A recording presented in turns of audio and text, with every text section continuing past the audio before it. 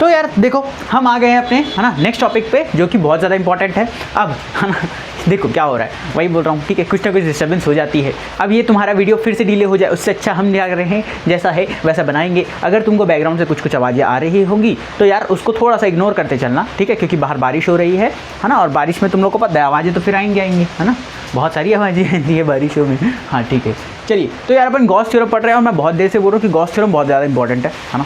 अब पूरी लेक्चर में मैंने बताया कि गॉस थ्योरम से क्वेश्चन आने का चांसेस ज़्यादा है इस साल, ऐसा मुझे लग रहा है।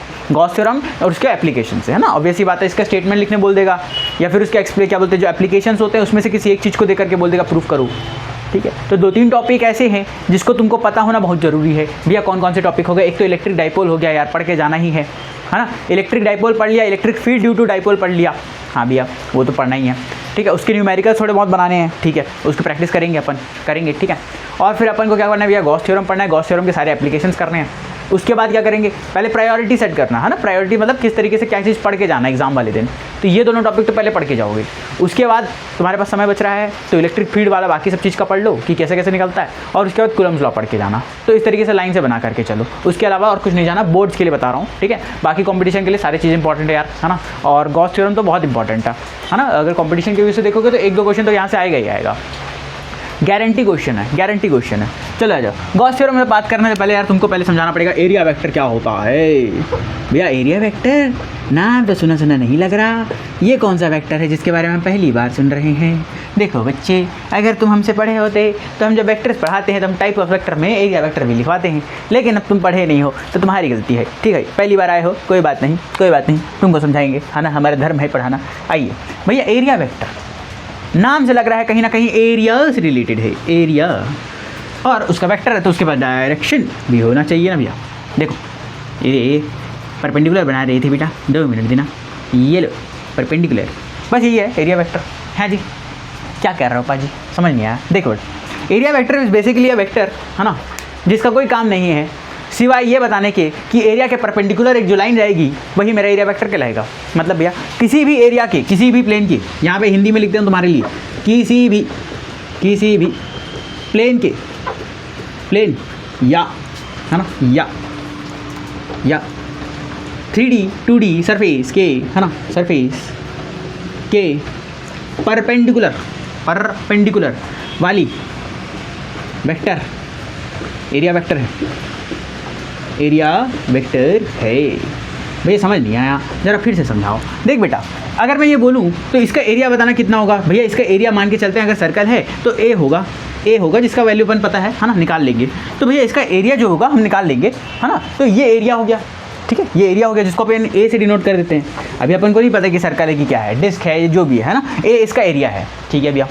इसके परपेंडिकुलर बोले तो 90 डिग्री, जैसे कि बेटा ये मेरा सरफेस है, ये मेरा सरफेस है, ये सरफेस है, इसके परपेंडिकुलर डंडी खींचूंगा, इससे खिंचाएगा कि नहीं खिंचाएगा, जल्दी बताओ। ये अगर मेरा सरफेस है, कुछ और है क्या हमारे पास, अभी तो हमारे पास कुछ नहीं है बेटा, इसी से समझना पड़ेगा, ठीक है। ये मेरा अगर सरफेस है तो इसके परपेंडिकुलर मेरी एरिया वेक्टर कहलाएगी। देखो ये सरफेस है, ठीक है, इसके परपेंडिकुलर जो लाइन खींचूंगा ऐसा, ये परपेंडिकुलर लाइन हुआ, ये जो परपेंडिकुलर है ये मेरा कहलाएगा एरिया वेक्टर, ये मेरा एरिया वेक्टर है। भैया इसका काम क्या है, इसका काम कुछ नहीं है बेटा, अभी इसको समझ में आएगा कि एरिया वेक्टर का अपन यूज़ करेंगे इलेक्ट्रिक फ्लक्स निकालने के लिए। हम लोग को जब इलेक्ट्रिक फ्लक्स निकालना पड़ेगा तब हम एरिया वेक्टर को समझेंगे कि एरिया वेक्टर किस डायरेक्शन में जा रहा है, ताकि अपन एंगल देख सके, इलेक्ट्रिक फ्लक्स का एंगल देख सकते हैं। समझ में आया, ठीक है भैया। यानी कि ये मेरा एरिया है, ये पूरा का पूरा, ये देखो ये मस्त काला काला सा एरिया है। इस काले वाले एरिया में इस तरीके से जब मैं परपेंडिकुलर लाइन खींचूंगा तो ये परपेंडिकुलर लाइन मेरा एरिया वेक्टर कहलाएगा, इसको एरिया वेक्टर बोलेंगे। इससे ज़्यादा तुमको समझने की ज़रूरत नहीं है बेटा, एरिया वेक्टर जो होता है वही होता है, उसको ज़्यादा समझने की ज़रूरत नहीं है बेटा। इसको एन कैप से दिखा दो, ठीक है। तो जब भी मैं एरिया वेक्टर को रिप्रेजेंट करूँगा भैया मैं कैसे करूँगा, बहुत आसान है यार। तुम लिखो ए, है ना, जहाँ पे तुम्हारा मैग्नीट्यूड क्या होगा, ए का ये जो मैग्नीट्यूड है ये क्या होगा, एरिया ऑफ, है ना, area of whatever plane, है ना, वॉट एवर लिख दूँ क्या, चलो एरिया ऑफ, है ना, अरे यार जो भी लिए हो यार, प्लेन, ओ आर और सरफेस, भाई अब मैं नहीं जानता, ठीक है। जो भी ऑब्जेक्ट लिए हो, जिस भी चीज़ का तुमको एरिया वेक्टर देखना है, उसका एरिया जब निकालोगे वो उसका मैग्नीट्यूड कहलाएगा। और जब मैं उसमें एन कैप मान लूँगा, एन कैप मतलब यहाँ पे डायरेक्शन समझना, तो ये डायरेक्शन होता है, सबको पता है। और डायरेक्शन किधर है भैया, डायरेक्शन किधर है मेरा, perpendicular to area, perpendicular to area और सरफेस। बेसिकली सरफेस के परपेंडिकुलर जो लाइन जाएगी उसको मैं बोलूँगा यार ये मेरा क्या है ना, एरिया वेक्टर है। चलो, तो होपफुली अब तुम लोगों को दिख रहा होगा क्या था वहाँ पे, है ना, क्या होगा वहाँ पे दिख रहा होगा। अब आओ इसको क्या करते हैं, एक जगह पे ना समेट देते हैं कहानी को। इस कहानी को जो हमने समझा कि भैया किसी भी एरिया के परपेंडिकुलर जाने वाली लाइन एरिया वेक्टर कहलाएगी, ये बात तो हमको समझ में आता ही है। अब हमको क्या करना है, हमको आगे समझना है कि भैया ये जो इलेक्ट्रिक फ्लक्स नाम की चिड़िया है ये क्या है ना, इलेक्ट्रिक फ्लक्स नाम की जो चिड़िया है वो क्या है। जब अपने को ये दोनों समझ में आ जाएगा कि एरिया वेक्टर और इलेक्ट्रिक फ्लक्स क्या है, फिर अपन गॉस थ्योरम पे आएंगे यार, फिर अपन गॉस थ्योरम पे आएंगे। गॉस थ्योरम में शुरू नहीं हुआ है, गॉस थ्योरम की कहानी अभी पहले इलेक्ट्रिक फ्लक्स से होते हुए निकलेगी, ठीक है। तो पहले तो एरिया वेक्टर समझना था कि भैया एरिया वेक्टर होता क्या है, वरना हमको पता ही नहीं चलता ना। तो एरिया वेक्टर है ना, इसको यहीं पे लिख देते हैं, है ना, dot dot dot dot dot, है ना बेटा, एरिया वेक्टर है ना, क्या होगा भैया, एरिया वेक्टर को मैं इससे दिखा सकता हूँ, ए वेक्टर से, ठीक है। और मैं यहाँ पे रिप्रेजेंट करूँगा मैग्नीट्यूड और इसका ए कैप एन कैप, ठीक है। जहाँ पे भैया मैग्नीट्यूड क्या है मेरा, एरिया है, एरिया ऑफ सरफेस है, ठीक है। होपफुली दिख रहा होगा, मैं थोड़ा छोटे छोटे लिख रहा हूँ, ठीक है। देखो यार, तो एरिया वेक्टर हमने बोला ए से वेक्टर से रिप्रेजेंट करेंगे, है ना। इसके अंदर जो भैया मैग्नीट्यूड होगा, जो मैग्नीट्यूड होगा वो एरिया ऑफ सरफेस के बराबर होगा। और भैया जो डायरेक्शन होगा वो हमेशा परपेंडिकुलर टू द सरफेस होगा, परपेंडिकुलर टू द सरफेस या फिर प्लेन बोल लो, सरफेस और प्लेन। तो भैया अगर ऐसा कुछ देखने को मिल जाए तो ऐसा जो वेक्टर मिलेगा, इस वेक्टर का नाम दे देंगे भैया एरिया, तो वेक्टर है ना, वेक्टर बोले तो डायरेक्शन, एरिया बोले तो एरिया, बात खत्म। अच्छा, कई सारे बुक में इसको बेटा ध्यान देना डेल्टा एस से भी रिप्रेजेंट किया जाता है। तो ए ओ आर और डेल्टा एस, ये डेल्टा एस कहाँ पे लिखा है बेटा, HCV में लिखा है, ठीक है, HCV में लिखा है इस तरीके से। तो यहाँ पे डेल्टा एस मान लो, ए मान लो, एक ही बात है ना, कोई चिंता विंता वाली बात नहीं है। रिप्रेजेंट करने का तरीका है, अब आदमी को कहीं अगर एस पसंद आ रहा है तो वो एस लगाएगा, जिसको ए पसंद आ रहा है वो ए लगाएगा। सबका अपना अपना नेम होता है यार, है ना, अपना अपना फेवरेट लेटर होता है, अल्फ़ाबेट होता है, तो लगा सकता है जिस आदमी को जो मन करे, है ना। तो अपने को कोई प्रॉब्लम नहीं है, अपने को एस से भी चलेगा, अपने को ए से भी चलेगा, ठीक है। तो अपन जैसा क्वेश्चन में दिया रहेगा वैसा मान के चलेंगे, ठीक है भैया। तो अपने को एरिया वेक्टर समझ में आया। अब समझाओ इलेक्ट्रिक फ्लक्स किए हुए है ना, इलेक्ट्रिक फ्लक्स बेटा बहुत आसान है, ठीक है। पता नहीं तुमको किस टीचर ने पढ़ाया है, लेकिन हम पढ़ाते हैं तो इसको आसान शब्दों में समझाने की कोशिश करते हैं, ठीक है, बहुत ही आसान शब्दों में। एक काम करो बेटा, सुनो, भान सुनो, पंखा चल रहा, अरे वाह पंखा चल रहा है, हाँ पंखा चल रहा है, ठीक है। अब पंखे का हवा सबसे ज़्यादा कहाँ पे आएगा, जल्दी बताओ, पंखे का हवा सबसे ज़्यादा कहाँ पे आएगा भैया। अगर पंखा ऐसे चल रहा ओ तो सबसे ज़्यादा हवा उसके जस्ट नीचे आएगा, इधर उधर आएगा, ऑब्वियस, पर सबसे ज़्यादा कहाँ पे आएगा, नीचे में आएगा। इसी को फ्लक्स बोलते हैं, इसका क्या अर्थार्थ हुआ भैया, यथार्थ समझाइए। देखिए ये आपके पास ये मस्त सा एस या ए एरिया वाला, ए मान के चल लेते हैं, ठीक है, कोई दिक्कत नहीं है भैया। यहाँ पर ये परपेंडिकुलर इसका एरिया वेक्टर दिखाएगा, मैं इसको ए वेक्टर दिखा दूँ क्या, कोई दिक्कत नहीं है। मैंने पूछा, क्या पूछा कि बेटा ध्यान दे, इसके अंदर से ऐसा इलेक्ट्रिक फील्ड लाइंस निकली, हाँ भैया, क्या इसके बाहर से नहीं निकल सकती क्या भैया, निकल सकती है, काहे नहीं निकलेगी बताइए। इलेक्ट्रिक फील्ड है, वो तो हर जगह से निकल सकती है। तो ये इलेक्ट्रिक फील्ड है यार, ये इलेक्ट्रिक फील्ड है, वो बाहर से भी निकल सकती है, वो अंदर से भी निकल सकती है। लेकिन मेरे को मकसद ये है कि मैं इस एरिया के थ्रू कितने इलेक्ट्रिक फील्ड लाइंस पास कर रहे हैं ये निकालना है कि भैया मेरे इस एरिया के थ्रू कितने इलेक्ट्रिक फील्ड लाइंस पास किए। We have to count the number of electric field lines passing through this cross section area, और इसी चीज़ को अपन इलेक्ट्रिक फ्लक्स बोलते हैं। समाप्त, इसी चीज़ को अपन इलेक्ट्रिक फ्लक्स बोलते हैं। भैया आपने बताया पंखा वाला एग्जांपल, देखो ये पंखा है, ये मान के चलो ऐसा पंखा है, वे ठीक है, ऐसा पंखा लगा है ना, ये ऊपर से ऐसा सीलिंग से कर रहा है। तो बेटा इसका फ्लक्स किधर की तरफ आएगा, नीचे की तरफ आएगा भैया। क्यों, क्योंकि मैं एरिया काउंट कर रहा हूँ, मैं इसको एरिया काउंट कर रहा हूँ। भाई हवा तो ऐसे भी जा सकता है, हवा ऐसे भी जा सकता है, हर जगह जाएगा यार रूम में, है ना, हर जगह रूम में जाएगा। लेकिन मुझे देखना है कि जब मैं नीचे खड़ा होता हूँ तो बहुत ज़्यादा अमाउंट में हवा आ रही है, ज़्यादा अमाउंट में हवा किधर से आ रही है। जब एरिया को क्रॉस सेक्शन में, इस क्रॉस सेक्शन एरिया में मैं चेक करूं तो कितने अमाउंट ऑफ एयर इस जगह से पास करी, इसको मैं बोलूँगा भैया एयर फ्लक्स। इसको मैं बोलूँगा बेटा एयर फ्लक्स। समझ में आया कि नहीं आया? जल्दी बोल, समझ में आया कि नहीं आया? इसको बोलूँगा एयर फ्लक्स। जब मैं नीचे खड़ा होता हूँ भैया पंखे के, तब मुझे ज़्यादा हवा समझ में आती है, ज़्यादा हवा समझ में आती है, इस कारण से मैं बोल रहा हूँ उसको एयर फ्लक्स बोलेंगे। मुझे एक एरिया, पर्टिकुलर एरिया चाहिए जहाँ से ज़्यादा नंबर ऑफ लाइन्स पास कर जाए। तो भैया यहाँ से मैंने एक सरफेस माना जहाँ से बहुत सारे number of electric field lines pass कर रहे होंगे। तो कितने number of electric field line pass किए एक पर्टिकुलर क्रॉस सेक्शन एरिया से, इसको मैं इलेक्ट्रिक फ्लक्स बोलूँगा, इसको मैं इलेक्ट्रिक फ्लक्स बोलूँगा। That's it dude, that's it. और क्या चाहिए तुमको, है ना? और क्या चाहिए? तो इलेक्ट्रिक फील्ड लाइंस को अपन डिफाइन करें क्या, है ना? हो सकता है तुमको क्वेश्चन पूछे, यहाँ से क्वेश्चन बनने के चांसेस है ब्रो। ओके ब्रो, क्वेश्चन करने के चांसेस है बेटा, फुल क्वेश्चन चांसेस है। दी total number of electric field, है ना यार, इलेक्ट्रिक फील्ड तो हो ही गया, इलेक्ट्रिक फील्ड लाइंस क्रॉसिंग या बेटा पासिंग लिख लो, एक ही बात है ना? Passing through a cross section area, through a cross section area. अब बहुत सारे लोगों को पता नहीं, क्रॉस सेक्शन नहीं समझ में आता, काहे इतना अंग्रेजी के मारे हो रे, काहे इतना अंग्रेजी के मारे हो? क्रॉस सेक्शन ये एरिया, ये क्रॉस सेक्शन है, ये क्रॉस सेक्शन एरिया जहाँ से पास कर रहा है, वहाँ पे मान के चलो हम कैंची से काट दिए, कैंची से एरिया काट दिए, चाकू से काट दिए, और फिर ये जो एरिया दिख रहा है इसको क्रॉस सेक्शन बोलेंगे। क्रॉस कर दिया ना सेक्शन को, ऐसा समझा? ये सेक्शन को क्रॉस किया, ये देखो ये क्रॉस किया, ये क्रॉस सेक्शन एरिया। और क्या चाहिए, और क्या चाहिए बताइए? हाँ भैया समझ में आ गई। तो इसका मतलब अर्थात ओके, आई गॉट इट भैया, I got it. That means you are saying that we have to find how many electric field lines are passing through a surface that we, है ना? ये अंग्रेजी थोड़ी ज़्यादा होगी, सॉरी हमको क्या पता है। देखो तो इसको भैया रिप्रेजेंट किससे करें? तो ये जो इलेक्ट्रिक फ्लक्स है ना, इसको फाई से रिप्रेजेंट करते हैं मेरे भाई, फाई से। और यहाँ पर हम लोग इलेक्ट्रिक फील्ड लेंगे, उसका डॉट प्रोडक्ट लेंगे भैया एरिया वेक्टर के साथ। देखो थोड़ा सा फास्ट चलते समझेंगे, ठीक है भाई बताया वन शॉट है, और वन शॉट का भी है दूसरा लेक्चर हो गया, ठीक है। बेसिकली क्या हुआ था, जो वन शॉट अपलोड किया था वो हो गया करप्ट हो गया, तो उसको 2 पार्ट में अपलोड करना पड़ा, ठीक है, पार्ट 1 पार्ट 2। तो अब ये वाला वीडियो आने वाला है, ठीक है। तो अब होपफुली यार ये वीडियो करप्ट ना हो और सीधे से आ जाए, है ना, कोई दिक्कत ना हो। तो इस कारण से मैं क्या थोड़ा सा फास्ट भी पढ़ाते चल रहा हूँ, क्योंकि मुझे क्वेश्चन भी कवर करने हैं और मुझे आज के बाद पूरा चैप्टर भी खत्म कर देना है, ठीक है। क्योंकि ऐसा तो होना नहीं चाहिए था, ठीक है, ऐसा तो होना नहीं चाहिए था कि आपके वन शॉट में 2 अलग लेक्चर्स में ये पूरी की पूरी चैप्टर को कवर करें, है ना। तो ऐसा नहीं होना चाहिए था, बट ऐसा हो गया, कोई नहीं, पहला चैप्टर था वन शॉट सीरीज़ का हमारे, ठीक है। थोड़ा बहुत मिस्टेक होते रहता है, माफ़ कर देना बेटा। चलिए आइए जल्दी है ना। तो भैया इसको फाई से रिप्रेजेंट करूँगा, है ना, समझ के रखे हो गया यार तुम लोग, है ना, ऐसा तो है नहीं। तो इसको इलेक्ट्रिक फ्लक्स बोलते हैं, इसको इलेक्ट्रिक फील्ड बोलते हैं, इसको एरिया वेक्टर बोलते हैं। ये area vector, electric field, electric flux, बस भैया।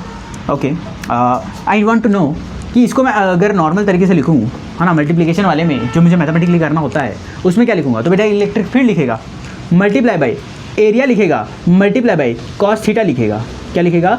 ई ए कॉस थीटा। और यहाँ पे ये theta is angle between electric field, बहुत ध्यान से सुनना बेटा, electric field and area vector. अब समझो, एरिया वेक्टर 90 डिग्री था और यहाँ से ये था इलेक्ट्रिक फील्ड था, इसके बीच का एंगल रहेगा मेरा, ये देखो रे, तुम लोग के लिए सरफेस बना के दिखाते हैं। अब पता नहीं कहाँ ऐसा वाला सरफेस बनाए हैं हम, सुन लेना, है ना। तो ये एस मान लेते हैं थोड़ी देर के लिए, या ए मानो यार, हम लोग ए मानते चल रहे, तो ए मान लेते हैं। चलिए भैया, यहाँ से ये वाली परपेंडिकुलर लाइन मेरी एरिया वेक्टर को बताएगी, है ना, यहाँ से निकलने वाली परपेंडिकुलर लाइन मेरी एरिया वेक्टर को बताएगी। मान के चलते हैं मेरा इस बार इलेक्ट्रिक फील्ड ऐसा है, मान के चलते हैं मेरा इलेक्ट्रिक फील्ड इस डायरेक्शन में जा रहा है। तो भैया इनके बीच का ये वाला जो एंगल होगा, ये थीटा कहलाएगा, ये थीटा कहलाएगा। और जब मुझे यहाँ पे इलेक्ट्रिक फील्ड निकालना होगा, इलेक्ट्रिक फ्लक्स निकालना होगा, तो मैं इलेक्ट्रिक फ्लक्स की वैल्यू बोलूँगा ई ए कॉस थीटा, बस ई ए कॉस थीटा लगा देंगे और हो गया काम। क्या तुमको बात समझ में आई? और अगर बेटा समझ में आई तो लगाओ हैशटैग समझ में आ गई भैया, ठीक है। ये दिल विल वाला बात नहीं करेंगे यार, बहुत अच्छा लगता है, छपरी लगता है, बिल्कुल छपरी लगता है, ना करेंगे हम ये, ठीक है। तो फटाफट से यार ये वाली कहानी नोट करो, ठीक है, हम तुम्हारे सामने से हट रहे हैं और ये 1 2 3 पर अब हम कहानी को पॉज करते हैं। चलिए, है ना, हाँ। तो बेटा भैया इलेक्ट्रिक फ्लक्स हमने क्या समझा? इलेक्ट्रिक समझा हमने भैया, फाई इक्वल्स टू होगा ए सॉरी ई डॉट ए, है ना, ई डॉट ए, यानी कि बेटा ये कैसा प्रोडक्ट है, ये है पहला बात तो डॉट प्रोडक्ट, है ना, ये वाला बात है भैया कैसा प्रोडक्ट है, डॉट प्रोडक्ट है। और बच्चे को पता है कि भैया डॉट प्रोडक्ट का रिजल्ट जो आएगा, रिजल्ट जो आता है वो स्केलर होता है। So it is a scalar quantity, scalar quantity. बेटा दूसरी बात जो तुमको पता होनी चाहिए, इसका यूनिट, हाँ, व्हाट इज़ इट्स यूनिट, भैया निकालना पड़ेगा ना, निकाल लो, आइए आइए आपका, ठीक है, इंतज़ार है। हाँ, इलेक्ट्रिक फील्ड, भैया इलेक्ट्रिक फील्ड होता है न्यूटन पर कूलम, ठीक है, डॉट में मल्टीप्लाई में, है ना, डॉट में एक ही चीज़ है बेटा, एरिया मीटर स्क्वायर, यानी कि ये क्या बना बेटा, न्यूटन मीटर स्क्वायर, है ना, अपॉन में कूलम, अपॉन में कूलम, ओए थम अपॉन में कूलम, ठीक, न्यूटन मीटर स्क्वायर अपॉन में coulomb, newton metre square upon में कूलम, बस खत्म। चाहो तो ऐसा लिख लो, चाहो तो ऐसा लिख लो, न्यूटन मीटर स्क्वायर पर coulomb. Okay bro, any doubt? भैया इसका डायमेंशन निकाल दे क्या? तुम बोलते हो तो हम निकाल देते हैं यार, है ना, हमको क्या है, हमारे पास तो समय ही समय है, तुम्हारे पास नहीं है, ठीक है, पर फिर भी डायमेंशन बता देते हैं। भैया डायमेंशन कैसे निकालते हैं? एक काम करो, ये होमवर्क करो यार तुम, है ना, ये होमवर्क करो, मैंने 4 बार सिखा चुका है आज, है ना, एक ही दिन में सिखा चुका है, कितने बार सिखाऊँ मैं तुम लोग को?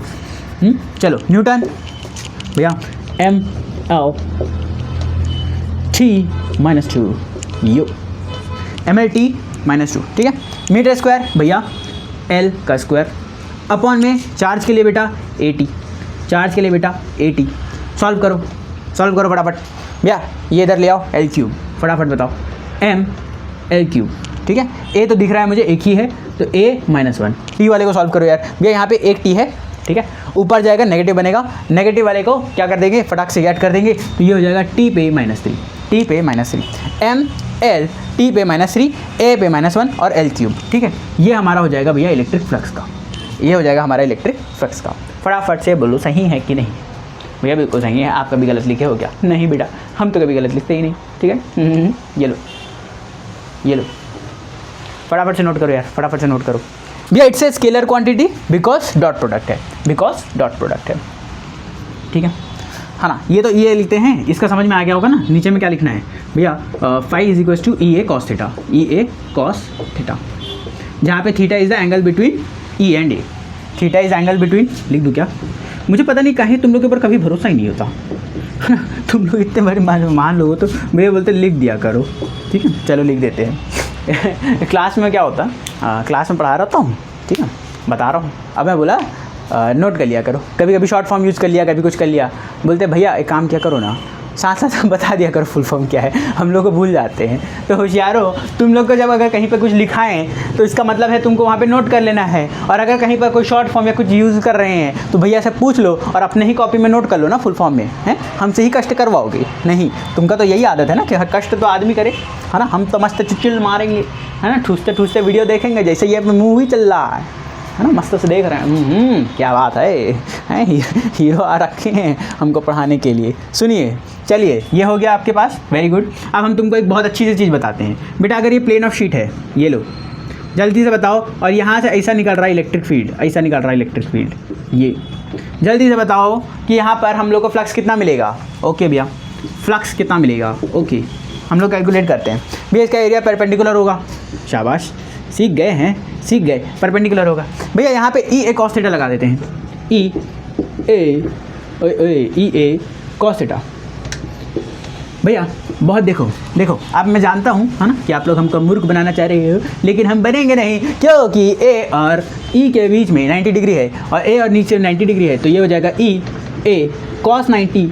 और जिस व्यक्ति को cos 90 की वैल्यू नहीं पता, जिस व्यक्ति को cos 90 की वैल्यू नहीं पता, ये मैं जानना चाहता हूँ बेटा कि तुम 12वीं में आए कैसे, है ना, मैं जानना चाहता हूँ कि तुम 12वीं में आए कैसे। वो बोलेगा भैया चीटिंग करके, और क्या कुछ लोग बोलेंगे भैया पैसे दे करके, है ना, पैसे दे करके, तो ये मेरी वैल्यू कैसे होगी? 0 होगी, है ना, ऐसे ही होता, ठीक है, बिना पैसे दिए तो तुमको ना पेपर देने मिलेगा ना कुछ, तो पैसे दे करके ही पास हो रहे हो, हैं, कोई बोलने वाली बात है ये, है ना भैया, बिना पैसे दिए तो हम एग्ज़ाम ही नहीं दे सकते, और एग्ज़ाम ही नहीं देंगे तो पास कैसे होंगे, यानी कि हमने पैसे दे करके पास हुए हैं, ठीक है। चलो तो यहाँ पे भैया अगर इलेक्ट्रिक फील्ड हमारे एरिया वेक्टर और इलेक्ट्रिक फील्ड के बीच में 90 डिग्री बन जाए, तो सीधा बोल देना है कि इलेक्ट्रिक फ्लक्स कितना होने वाला है भैया? 0 होने वाला है। That means it is required कि ये परपेंडिकुलर आपस में मत हो, आपस में म्यूचुअली परपेंडिकुलर ना हो। इलेक्ट्रिक फील्ड और एरिया वेक्टर, इलेक्ट्रिक फील्ड और एरिया वेक्टर गलती से भी तुमको म्यूचुअली परपेंडिकुलर दिख गए ना, सीधा बोलना फ्लक्स इक्वल्स टू जीरो, सीधा बोलना बेटा फ्लक्स इक्वल्स टू जीरो, सीधा बोलना फ्लक्स इक्वल्स टू जीरो। या तो वो कुछ एंगल में हो या किसी तरीके से हो, तब समझ में आएगा। ठीक है, एक और शेप का कराऊँ क्या, ये देखो, ऐसे तो कराने को बहुत सारा करा सकता हूँ यार, ठीक है, बहुत सारा करा सकता हूँ, लेकिन समय की थोड़ी सी सीमा है। भैया सीमा कौन है मैं जानता हूँ तुम लोग यही जोक मारोगे। इधर सुनो, चलो भैया इस वाले मेरे अपन इलेक्ट्रिक फ्लक्स कैलकुलेट करेगा for a cylinder, it's a 3D surface obvious. हाँ, इसमें मेरे पास 3 सर्फेस दिख रहे हैं भैया, एक तो मुझे दिख रहा है ये, ठीक है, और ये वाला पूछा हुआ क्वेश्चन है, पहले बता देता हूँ, ठीक है। जिस व्यक्ति को लग रहा है कि भैया तो ऐसी मजाक मजाक में पढ़ा रहे, बेटा ये पूछा हुआ क्वेश्चन है, ठीक है। इसके अंदर बोला था कि इनकमिंग फ्लक्स और आउटगोइंग फ्लक्स कैलकुलेट करके बताओ, ठीक है। तो चलो इसमें टोटल फ्लक्स निकालना है, इनकमिंग फ्लक्स बताना है और आउटगोइंग फ्लक्स बताना है। भैया मैं इलेक्ट्रिक फील्ड इस तरीके से बना रहा हूँ, this is my direction of electric field, ठीक है। चलिए अब कैलकुलेट करो, अब कैलकुलेट करो, है ना। अब देखो क्या है, मेरी दिक्कत ये है कि मैं यहाँ पे दूसरा कलर वाला काम नहीं करता, मतलब कैमरे में नहीं दिखाई देता, अदरवाइज मैं मस्त से 2-3 कलर बना करके तुम लोग को एक्सप्लेन करता, ठीक है। वही बात है ना, हमारे पास स्मार्ट बोर्ड नहीं है, वरना तो मज़ा आ जाता, मैं तुम लोग को ज़्यादा क्वेश्चन करा पाता, ठीक है। एक स्मार्ट बोर्ड लगाए रहते तो 100-200 क्वेश्चन, 300 क्वेश्चन, 400 क्वेश्चन ख़त्म ही कर देते, ठीक है, पूरा का पूरा। लेकिन अब दिक्कत है, ठीक है, सब ऐसा चलाते हैं, हम पे तो है ही है ना, ठीक है, तो वाला जोक है ना, हम पे तो है ही है ना, वही वाला कहानी है, ठीक है। तो बेटा इलेक्ट्रिक फील्ड अगर इस डायरेक्शन में है, मेरे पास 3 सरफेस दिख रहे हैं भैया, एक सरफेस दिख रहा है ये जिसको मैं A1 बोल सकता हूँ, मेरे पास एक ये दिख रहा है सरफेस जिसको मैं A2 बोल सकता हूँ, और मुझे तीसरा सरफेस ये दिख रहा है जिसको मैं A3 बोल सकता हूँ। बिल्कुल लिख सकते हैं, ठीक है, बिल्कुल लिख सकते हैं। अब मुझे इलेक्ट्रिक फ्लक्स अगर कैलकुलेट करना है तो पहले मैं इनकमिंग की बात कर लेता हूँ, इनकमिंग है ना, इनकमिंग भैया फ्री है। देखो इनकमिंग के टाइम पे बेटा एरिया वेक्टर इसके परपेंडिकुलर खींच बोलूँगा, है ना, इसके। अच्छा मैंने जब तुम लोग को एरिया वेक्टर बताया, ठीक है, तो एक चीज़ मैं बताना भूल गया, अरे भैया आप भूल बहुत जाते हो, कोई बात नहीं, कोई बात नहीं, ध्यान से सुनना। एरिया वेक्टर जो होता है बेटा, that is perpendicular to plane, that is perpendicular to plane and radially outwards, radially outwards, यानी कि हमेशा ये परपेंडिकुलर रहेगा और हमेशा आउटवर्ड्स की तरफ रहेगा, कभी भी अंदर की तरफ नहीं जाएगा। यानी कि भैया इस पॉइंट पर मैं एरिया वेक्टर खींचूँ तो इधर से इधर आएगा और ये रहेगा ये, है ना, ये मेरा एरिया वेक्टर है मेरे भाई। और अगर ये एरिया वेक्टर है तो जब मैं यहाँ पे EA cos थीटा लगाऊंगा, EA cos थीटा लगाऊंगा, तो ऑब्वियस सी बात है मुझे इसका एरिया निकालना पड़ेगा, इसका पूरे सरफेस का एरिया निकालना पड़ेगा, और मुझे एरिया वेक्टर का एंगल भी देखना पड़ेगा। तो ये एंगल देखो, इलेक्ट्रिक फील्ड इधर, एरिया वेक्टर इधर, कितना एंगल हुआ भैया 180 डिग्री। ये कौन सा डांस था चलो, तो E हम लोग को पता नहीं है कितनी वैल्यू होगी, एरिया की वैल्यू पता होगी πr² होगी, है ना बेटा। अगर इसका r रेडियस है ना, तो πr² होगी कि नहीं होगी, हाँ भैया होगी। और cos थीटा अपन लिखेंगे cos 180 डिग्री, cos 180 डिग्री। अब बच्चे को पता है भैया, नहीं पता है ना, cos 180 डिग्री की वैल्यू -1, ठीक है। तो -1 लिखने की जरूरत नहीं है, माइनस E में πr², this is our electric field that is incoming, या इलेक्ट्रिक फील्ड बोल रहा हूँ, sorry, electric flux that is incoming. तो भैया यहाँ पे E कहाँ लिख रहे हो, हैं कहाँ लिख रहे हो, जब फाई बताए थे तो फाई बताए थे तो फाई लिखो ना, हैं फाई लिखो, जल्दी लिखो, शाबाश। And this is a scalar quantity, इसके ऊपर गलती से भी कभी भी, है ना, तुम लोग यहाँ पे वेक्टर साइन मत लगा देना, है ना, मैं देखो कभी कभी लिखते लिखते हो जाता है। तो भैया पहला सा सर्फेस समझ आ गया, मेरे को पहले चेक करने दे रहे दिख रहा है कि नहीं दिख रहा है ना, मालूम चला मेहनत बर्बाद, देखा मेहनत बर्बाद होने वाली थी, शाबाश बच गया। अब दिख रहा है बेटा, है ना, अब दिख रहा है, कोई समस्या तो नहीं है तुझे बेटा, जल्दी बोल, हाँ समस्या है तो बोल, मैं समस्या सॉल्व करूँगा, ठीक है, और तुमको भी सॉल्व कर देंगे। चलिए तो भैया ऊपर वाले कहानी को मिटा दो, ठीक है, ताकि अपन यहीं पे इस कहानी को समझ ले, और इलेक्ट्रिक फ्लक्स वाला उधर लिखे रहने देते हैं, बाद में उसको समझते रहेंगे। आइए बेटा आइए, अब हम लोग आउटवर्ड्स देखते हैं, जो आउटवर्ड्स यानी कि बाहर निकल रही है ना। तो बाहर निकलने वाली ये, यहाँ पे मैं जब एरिया वेक्टर खिलूँगा परपेंडिकुलर ये आएगा, परपेंडिकुलर ये आएगा, और अगर ये परपेंडिकुलर आएगा तो मैं यहाँ पे लिखूँगा यार EA cos theta, EA cos theta, और यहाँ पे थीटा की वैल्यू हो जाएगी 0 डिग्री, थीटा की वैल्यू हो जाएगी 0 डिग्री, क्योंकि E इधर है, A भी इधर है, इनके बीच का एंगल 0 डिग्री, शाबाश। E क्या होगा, E तो पता नहीं, एरिया क्या होगा भैया πr² होगा, और cos 0 डिग्री बोलने से 1 होता है यार, पॉजिटिव 1 होता है। तो यहीं पे छोड़ देते हैं इस कहानी को, हाँ यहीं पे ख़त्म। और भैया ये वाला जो कर्व्ड सरफेस है ना, तो फाई फॉर कर्व्ड सरफेस, है ना, कर्व्ड सरफेस, ध्यान दो, EA cos थीटा लिखूंगा, EA cos थीटा लिखूंगा। अब भैया अगर मैं इससे परपेंडिकुलर खींचूंगा, ऑब्वियस सी बात है ना, परपेंडिकुलर तो ऐसे ही आएगा इस सरफेस के, तो ये मेरा एरिया वेक्टर कहलाएगा। हाँ भैया this is my area vector, और इलेक्ट्रिक फील्ड और एरिया वेक्टर के बीच में 90 डिग्री हो गया, तो बेटा इसको सीधा सीधा बोल देंगे 0। कितना बोल देंगे बेटा, 0, ठीक है, हो गया ख़त्म, सवाल ख़त्म। ये सवाल अच्छा था यार, है ना, सवाल अच्छा था, ये सवाल पूछता है, ठीक है, सवाल पूछता है ना। इस सवाल से तुमको एक सवाल करूँ, ठीक है, चलो यहाँ पे हो गया, मिटाएं इसको। अब हम गॉस थ्योरम की बात करना चालू करते हैं। होपफुली तुम लोगों को समझ में आया होगा इलेक्ट्रिक फ्लक्स, ठीक है। अब नेक्स्ट टॉपिक है हमारा गॉस थ्योरम। चलो यार, तो अब हम फाइनली इस चैप्टर के सबसे आखिरी टॉपिक पे आ गए हैं, that is our Gauss theorem, ठीक है। गॉस थ्योरम के बाद इसके एप्लीकेशंस पढ़ने हैं और ये चैप्टर खत्म। ये चैप्टर फाइनली जा करके खत्म होने वाला है। बहुत बड़ा चैप्टर है भैया, बहुत बड़ा चैप्टर है, ठीक है। और ये तो मतलब अभी हमने छोटे में ही कंप्लीट किया है, ठीक है। तुम लोगों को लगेगा भैया खतरनाक था, ये खतरनाक था, ठीक है। वन शॉट या फाइनली खत्म हो गया, ठीक है। खत्म हो गया नहीं, होने वाला है कुछ देर बाद, ठीक है। उसके बाद तो तुम्हारे क्वेश्चन प्रैक्टिस करने हैं, जो हम लोग का सेशन रहना था, ठीक है, वो भी आधे घंटे करेंगे, उसको ज़्यादा लंबा नहीं करेंगे। एक और सेशन ले आएंगे बाद में अगर ज़रूरत पड़ेगी तुम्हारे रिस्पॉन्स के अकॉर्डिंग, तो ठीक है। और ये चैप्टर को फाइनली अभी खत्म कर देते हैं, है ना, वरना तुम लोग बोलोगे भैया बहुत लंबा हो गया। चलो ठीक है, स्टेटमेंट देखना है पहले गॉस थ्योरम का, पर उससे पहले गॉस थ्योरम समझना क्या है ना। It is a easy way बोल लो, मेथड बोल लो, है ना, to calculate electric field for different charge distribution. देख बेटा, अगर मैं तेरे को ये बोल दूँ कि बेटा ये स्फीयर है, हाँ, ये रुक रे बाबा, ये स्फीयर अच्छे से बनाएंगे, है ना, ये स्फीयर है, ये सिलेंडर है, ठीक है, ये प्लेन शीट है। अब एक काम करो, है ना, इस तरीके से प्लेन शीट है, और भी कुछ चीज़ हो सकता है ना, कुछ भी हो सकता है, मान के चलते हैं कोई भी सरफेस होता है, ये सरफेस है ना, चंदा मामा, या फिर कुछ और हो सकता, कुछ भी हो सकता है, कुछ भी हो सकता है। मैं बोल रहा हूँ इन लोगों के कारण से बनने वाले इलेक्ट्रिक फील्ड के बारे में बात करो, इन लोगों के कारण से बनने वाले इलेक्ट्रिक फील्ड के बारे में बात करो, ठीक है। इन लोगों के कारण से बनने वाले इलेक्ट्रिक फील्ड की बात करना है, ठीक है। हमारे पास ये सिलेंडर होगा यहाँ पे ऐसा, तो बेटा दिक्कत ये है जब मैं यहाँ पे डिफरेंशिएशन इंटीग्रेशन का यूज़ करूँगा, जैसे कि अपन लोग पिछले वाले क्वेश्चन तक करें, है ना, क्या किया भैया हमने, अगर हाफ रिंग की बात करी, ऐसी वाली चीज़ की बात करी, है ना, फुल रिंग की बात कर ली, हमने स्ट्रेट लाइन की बात कर ली, तो इनके लिए जब अपन निकाल रहे थे भैया, तो यहाँ पे डिफरेंशिएशन इंटीग्रेशन लगाना थोड़ा सा आसान था, तो अपन ने फटाफट से कैलकुलेट कर लिया। पर जब बात इनकी आ जाएगी, है ना, 3D सरफेस की आ जाएगी, तो 3D सरफेस में जब अपन कैलकुलेशन करने की कोशिश करेंगे ना यार, तो यहाँ पर थोड़ा सा मुश्किल हो जाता है, थोड़ा सा क्या हो जाता है, केस थोड़ा सा मुश्किल हो जाता है। तो इनके कारण से अब मुझे इलेक्ट्रिक फील्ड निकालनी पड़ी, तो वो कहानी थोड़ी सी मुश्किल हो जाएगी, मेरा कैलकुलेशन लेंदी हो जाएगा, ठीक है। तो कैलकुलेशन को छोटा करने के लिए, है ना, गॉस जो हमारे साइंटिस्ट थे ना, बहुत ही महान वैज्ञानिक थे, तो उन्होंने कहा कि देखो मैं तुमको एक तरीका देता हूँ जिससे कि तुम इन लोगों के लिए इलेक्ट्रिक फील्ड निकाल लोगे, इन लोगों के लिए इलेक्ट्रिक फील्ड निकाल लोगे। अब बात यह है कि गॉस थ्योरम वैलिड तो सब चीज़ के लिए है, ठीक है। तुम चाहे किसी भी तरीके का सरफेस ले लो, किसी भी तरीके की ये ले लो, है ना, वहाँ पे हर बार गॉस थ्योरम क्या होगा, तुम्हारे लिए वैलिड होगा। लेकिन मेरे भाई, हाँ, लेकिन मेरे भाई, जब मुझे गॉस निकालना है, गॉस थ्योरम लगाना है, तो उसके लिए एक गॉसियन सरफेस मेरे को सेलेक्ट करना पड़ेगा। क्या करना पड़ेगा, मुझे गॉसियन सरफेस सेलेक्ट करना पड़ेगा। क्या सेलेक्ट करना पड़ेगा, गॉसियन सरफेस। भैया what is this Gaussian surface, पहले मुझे ये समझाना, ठीक है। पहले मैं बताता हूँ बेटा, it is an simple, it is a 3D surface whose volume and area is known to us। मैंने अपने भाषा में लिखा है, ठीक है। अपने भाषा में लिखने का मतलब क्या होता है भैया, मैंने अपने भाषा में इसको समझाया है। सुनो, गॉसियन सरफेस एक ऐसा सरफेस होगा, एक ऐसा 3D सरफेस होगा जिसको हम बनाएंगे। फॉर एग्जाम्पल भैया मैं बोल रहा हूँ कि मुझे ये स्ट्रेट लाइन के कारण, इन्फिनिट लाइन होगा, स्ट्रेट लाइन होगा, इसके कारण से इलेक्ट्रिक फील्ड बतानी है, ठीक है।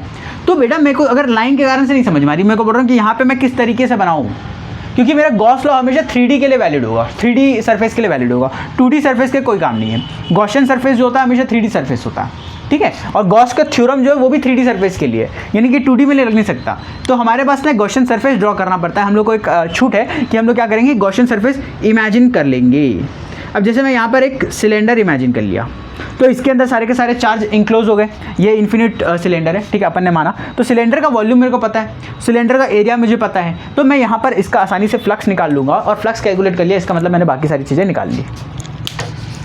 इस तरीके से मैं गॉसियन सरफेस निकालता हूँ। अच्छा, ये गॉसियन सरफेस वाली अगर कहानी तुमको समझ नहीं आई होगी, मुझे ज़रा सा समय देना, मैं तुम लोग को ये कहानी एक्सप्लेन करूँगा। ऑब्वियस सी बात है ना, थोड़ा सा समय देते चलना, मैं तुम लोग को एक्सप्लेन करते जाऊँगा, एक एक करके एक्सप्लेन करेंगे यार तुम लोग को, है ना। कहानी में ऐसा डरना नहीं, समझ में सारी चीज़ें आ जाएंगी। बस मैं तुम लोग को इंट्रोड्यूस करा रहा था, ठीक है, बेसिकली गॉस थ्योरम क्या है, it's an easy way to calculate the electric field, हाँ, इलेक्ट्रिक फील्ड इंटेंसिटी, जो भी बोलना है तुम लोग बोल सकते हो, तो इट्स अ ईजी वे है ना, easy way to calculate electric field for different surfaces. भैया इसका स्टेटमेंट क्या कहलाता है, पहले बात कर लेते हैं गॉस थ्योरम होना क्या चाहिए है ना। तो गॉस थ्योरम का 2 स्टेटमेंट में लिखा है, तुम लोगों को दोनों में से जो पसंद आएगा तुम वो छाप लेना, ठीक है। तो the flux of net electric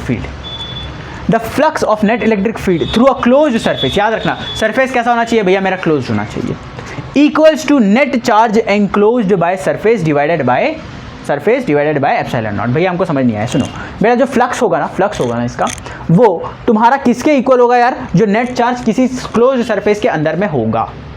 for example अगर ये मैं एक क्लोज्ड सरफेस मान रहा हूँ स्फीयर को, इसके अंदर मेरा क्यू चार्ज बंधा हुआ है, क्यू चार्ज है मेरा, है ना, स्मॉल क्यू चार्ज से अपन रिप्रेजेंट कर रहे हैं, क्यू चार्ज है मेरा। तो ये कह रहा है अगर मैं इसकी इलेक्ट्रिक फ्लक्स निकाल लूँ, फॉर एग्जांपल इलेक्ट्रिक फ्लक्स निकालने के लिए मुझे क्या चाहिए भैया, मुझे यहाँ पे चाहिए इसका perpendicular area, that means our a है ना, ए वेक्टर, अपन ए वेक्टर कंसिडर करते हैं, ए वेक्टर पकड़ते हैं है ना। और भैया इसका इलेक्ट्रिक फील्ड भी इसी डायरेक्शन में होना चाहिए। तो मैं कहता हूँ देखो इलेक्ट्रिक फील्ड इस डायरेक्शन में है, ये लो, और ये परपेंडिकुलर भी मेरे इस डायरेक्शन में है, तो ए और मेरा ये इलेक्ट्रिक फील्ड क्या दोनों मेरा सेम डायरेक्शन में है, हाँ भैया बिल्कुल सेम डायरेक्शन में है।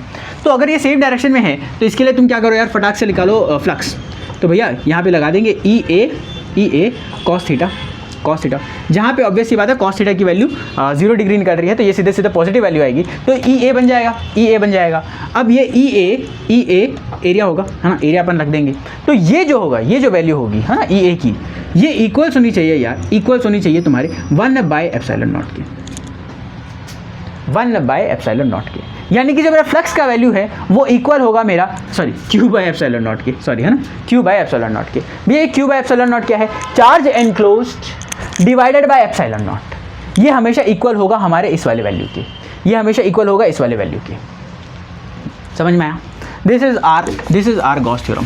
इसको मैथमेटिकली एक बार लिख देते हैं ना हम लोग यहाँ पे, मैंने समझाने के लिए बताया इसको है ना, मैथमेटिकली भी यहाँ पे लिखते हैं। तुम लोगों को क्या करना है, एग्जाम में अगर क्वेश्चन आता है कि राइट या स्टेट गॉस लॉ, ठीक है, स्टेटमेंट लिखने के लिए आता है तो स्टेट गॉस थ्योरम, ठीक है, या फिर गॉस लॉ बोलेगा, गॉस लॉ को लिखो और उसके बाद फिर एप्लीकेशन बोलेगा कि इसको एक काम करो डिराइव करके दिखाओ, है ना, डिराइव फॉर्मूला, या फिर इसको प्रूव करने बोल देगा। तो ये सारी चीज़ें हैं, ठीक है, बहुत आसान सी चीज़ें रहती हैं, कोई कठिन नहीं है। ये इतना आसान है कि इसको समझने के लिए ही तो मतलब बेसिकली सुनो, इलेक्ट्रिक फील्ड निकालना मुश्किल हो जाएगा किसी सरफेस के लिए, तो उसको आसान करने के लिए तो गॉस थ्योरम यूज़ किया है ना। तो गॉस थ्योरम तो ऑब्वियस सी बात है ईजी होगा, तो ये बहुत आसान सा टॉपिक है। अभी तुमको स्ट्रोक्स लॉ या फिर ये कुछ पढ़ना नहीं है, तो तुमको सीधे सीधे क्या पढ़ना भी है, गॉस थ्योरम पढ़ना है, तो काम खत्म करेंगे है ना।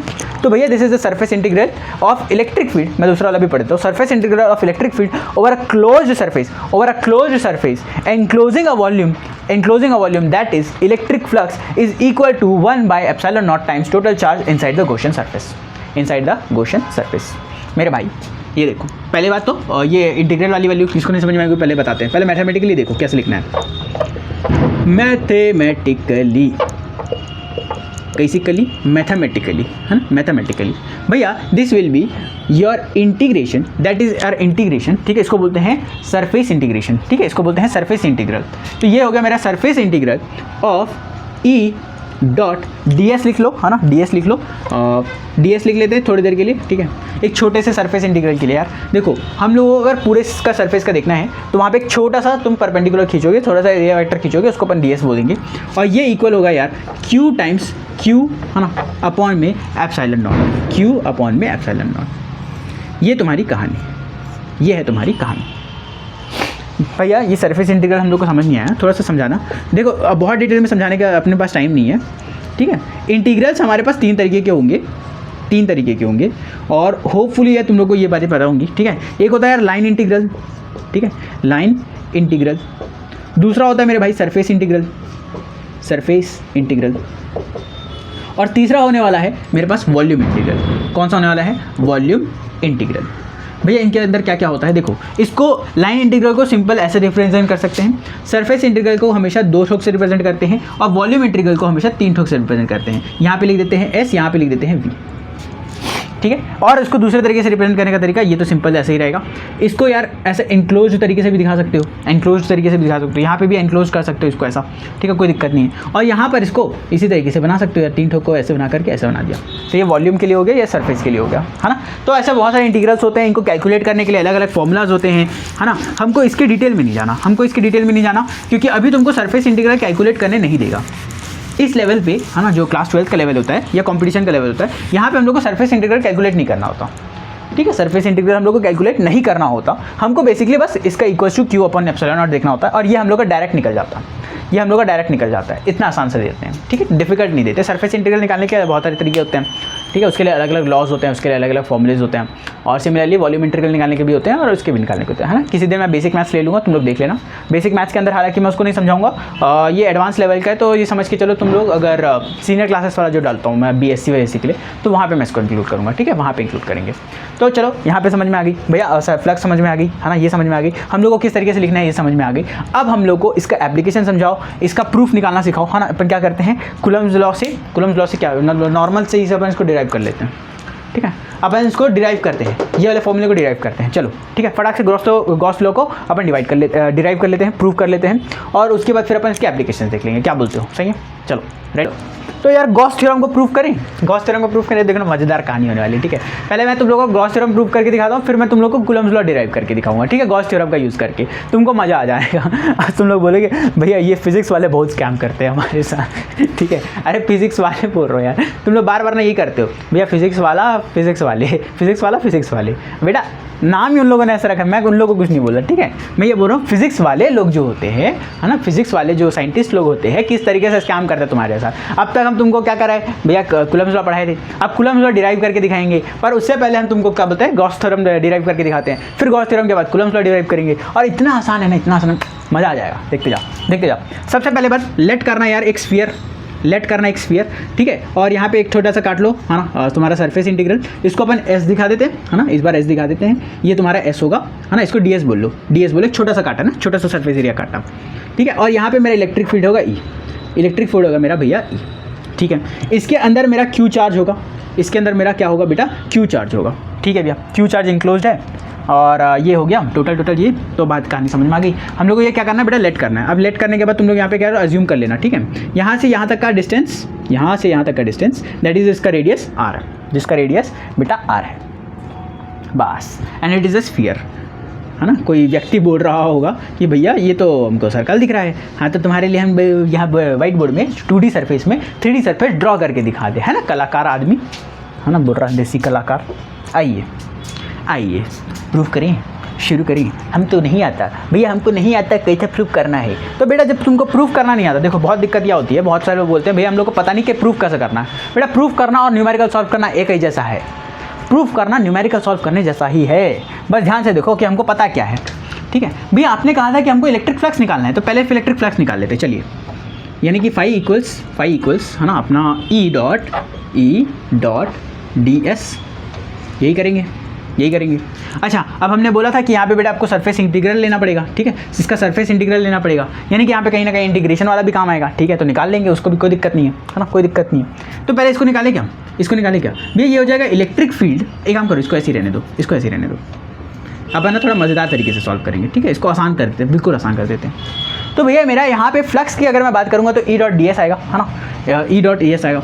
और भैया अगर मुझे है ना पूरा गॉस थ्योरम याद करना पड़े तो वो था हम लोग का सरफेस इंटीग्रल ऑफ E, है ना, डॉट में ds इक्वल्स में Q बाय एप्सिलॉन नॉट, है ना, Q बाय एप्सिलॉन नॉट। और ये Q कैसा था, इनसाइड था, है ना। यही अपने को प्रूफ करना है, यही तो प्रूफ करना है ना। This is to proof. करें इसको फटाफट से प्रूफ, जरा बताना। क्या मैं पहले लेफ्ट हैंड साइड को सॉल्व कर सकता हूँ, क्या मैं पहले लेफ्ट हैंड साइड को सॉल्व करके राइट हैंड साइड वाला निकाल सकता हूँ कि नहीं निकाल सकता वैल्यू? भैया बिल्कुल निकाल सकते हो, है, डेमोक्रेसी है यार, डेमोक्रेसी है। तो चलो इसको सॉल्व करते हैं, चलिए सॉल्व करा जाए। भैया अगर मैं बोलूँ कि यहाँ पे इंटीग्रेशन है, इसको नॉर्मल इंटीग्रेशन के जैसे लेना, ठीक है, कोई अलग से इंटीग्रेशन नहीं करना, यहाँ पे नॉर्मल इंटीग्रेशन जैसे लो। भैया ये इंटीग्रेशन है ना, मान के चलते हैं ये इंटीग्रेशन है, इसको हटा देंगे थोड़ी देर के लिए, है ना। इलेक्ट्रिक फ्लक्स की वैल्यू तो पता है ना तुम लोग को। चलो भैया अगर ये इंटीग्रेशन है, तो एक काम करो, E को बाहर निकाल दो, निकाल दिया, अंदर में रखा इंटीग्रेशन और साथ में लिख दिया मेरा ds, पहला स्टेप, ठीक है। दूसरा स्टेप भैया E की वैल्यू क्या होगी, दैट इज k, ठीक है, Q अपॉन में r², पता है सबको बात, Q अपॉन में r²। हाँ भैया ds की वैल्यू क्या होगी, बेटा इंटीग्रेशन कर रहा हूँ मैं ds वेक्टर का, तो ज़रा बताना कि ये कहाँ से कहाँ तक का ले रहे हैं भैया, ये तो हम लोग पूरा का पूरा लेंगे, तो ये पूरे इसका एरिया सरफेस एरिया आ जाएगा कि नहीं आ जाएगा, इसका सरफेस एरिया आ जाएगा कि नहीं आ जाएगा। यहाँ पे ध्यान देना, इसका कॉस थीटा तो जीरो ही होने वाला है ना, कॉस थीटा इसका जीरो होने वाला है, इसलिए कॉस थीटा कंसिडर नहीं कर रहे, ठीक है। अरे बेटा क्या लिखता है इसको, क्या लिखता, ई ए कॉस थीटा ये लिखता था ना, ई ए कॉस थीटा ये लिखता था, ये पूरी की पूरी वैल्यू 1 है, पॉजिटिव 1 है, तो अब ई की वैल्यू निकाल रहे हैं, ए की वैल्यू निकाल रहे हैं, सिंपल से निकालो ना। अब ई की वैल्यू क्या है भैया, ई की वैल्यू होती है K Q by R square, K Q by R square, A की वैल्यू हो जाएगी यार 4 pi R square, 4 pi R square, बस 4 पाई आर स्क्वायर। यही तो करना था, यही तो समझा रहा हूँ तुम लोग को, है ना, यही तो समझा रहा हूँ, सीधा सीधा यहाँ पे लिख के दिखा दिया, तुम लोग को यहीं पे लिख के दिखा देता हूँ, ठीक है भैया। क्या कर रहे हो, कचरा कर रहे हो पूरे इसका, ठीक है, चलो कोई नहीं। अरे मैंने क्या है, समझाने के चक्कर में तुम्हारे मूड में था कि एक एक करके अच्छे से लिखूंगा, लेकिन लिखते लिखते फिर कचरा कर दिया तुम लोग के लिए, ठीक है। तो खामोगा समझने में कोई दिक्कत नहीं आ रही होगी, ठीक है। मैंने इंटीग्रेशन किया डीएस का, जब मैं इंटीग्रेशन करूँगा तो ऑब्वियस सी बात है ना, पूरा का पूरा एरिया निकल के आएगा यार। अब पूरा का पूरा एरिया क्या है भैया, इसको ना एक काम करो, 4 पाई एप्सिलॉन नॉट लिखो आप, तो पहले 4 पाई एप्सिलॉन नॉट लिख दो, के की वैल्यू 4 पाई एप्सिलॉन नॉट होती है, यहाँ पे क्यू था, यहाँ पे आर स्क्वायर था, मल्टीप्लाई में बेटा ये मैं पूरी एरिया निकाल दूंगा, तो ये बन जाएगा मेरा 4 पाई आर स्क्वायर। सबको पता होना चाहिए स्फीयर का अपन कैसे निकालते हैं एरिया, स्फीयर का एरिया 4 पाई आर स्क्वायर होता है यार, तो 4 पाई आर स्क्वायर रखा। अब यहाँ पे ध्यान देना क्या होने वाला है बेटा, 4 पाई से 4 पाई कैंसिल, आर स्क्वायर से आर स्क्वायर कैंसिल, बचा मेरा क्यू जो कि इनक्लोज है अपॉन में एप्सिलॉन नॉट। 2 लाइन का समाप्त, खत्म, 2 लाइन में तुम्हारा खत्म। दिस इज योर प्रूफ, ठीक है, this was your proof. E A cos theta लगाओ, ई की वैल्यू के Q by R square, A की वैल्यू 4 पाई आर स्क्वायर, के की वैल्यू रख दो 1/4 पाई एप्सिलॉन नॉट, 4 पाई से 4 पाई गया, आर स्क्वायर से आर स्क्वायर गया, बचा क्या Q by epsilon not. This is your Gauss theorem. हो गया ना स्कैम, हो गया ना स्कैम तुम लोग के साथ।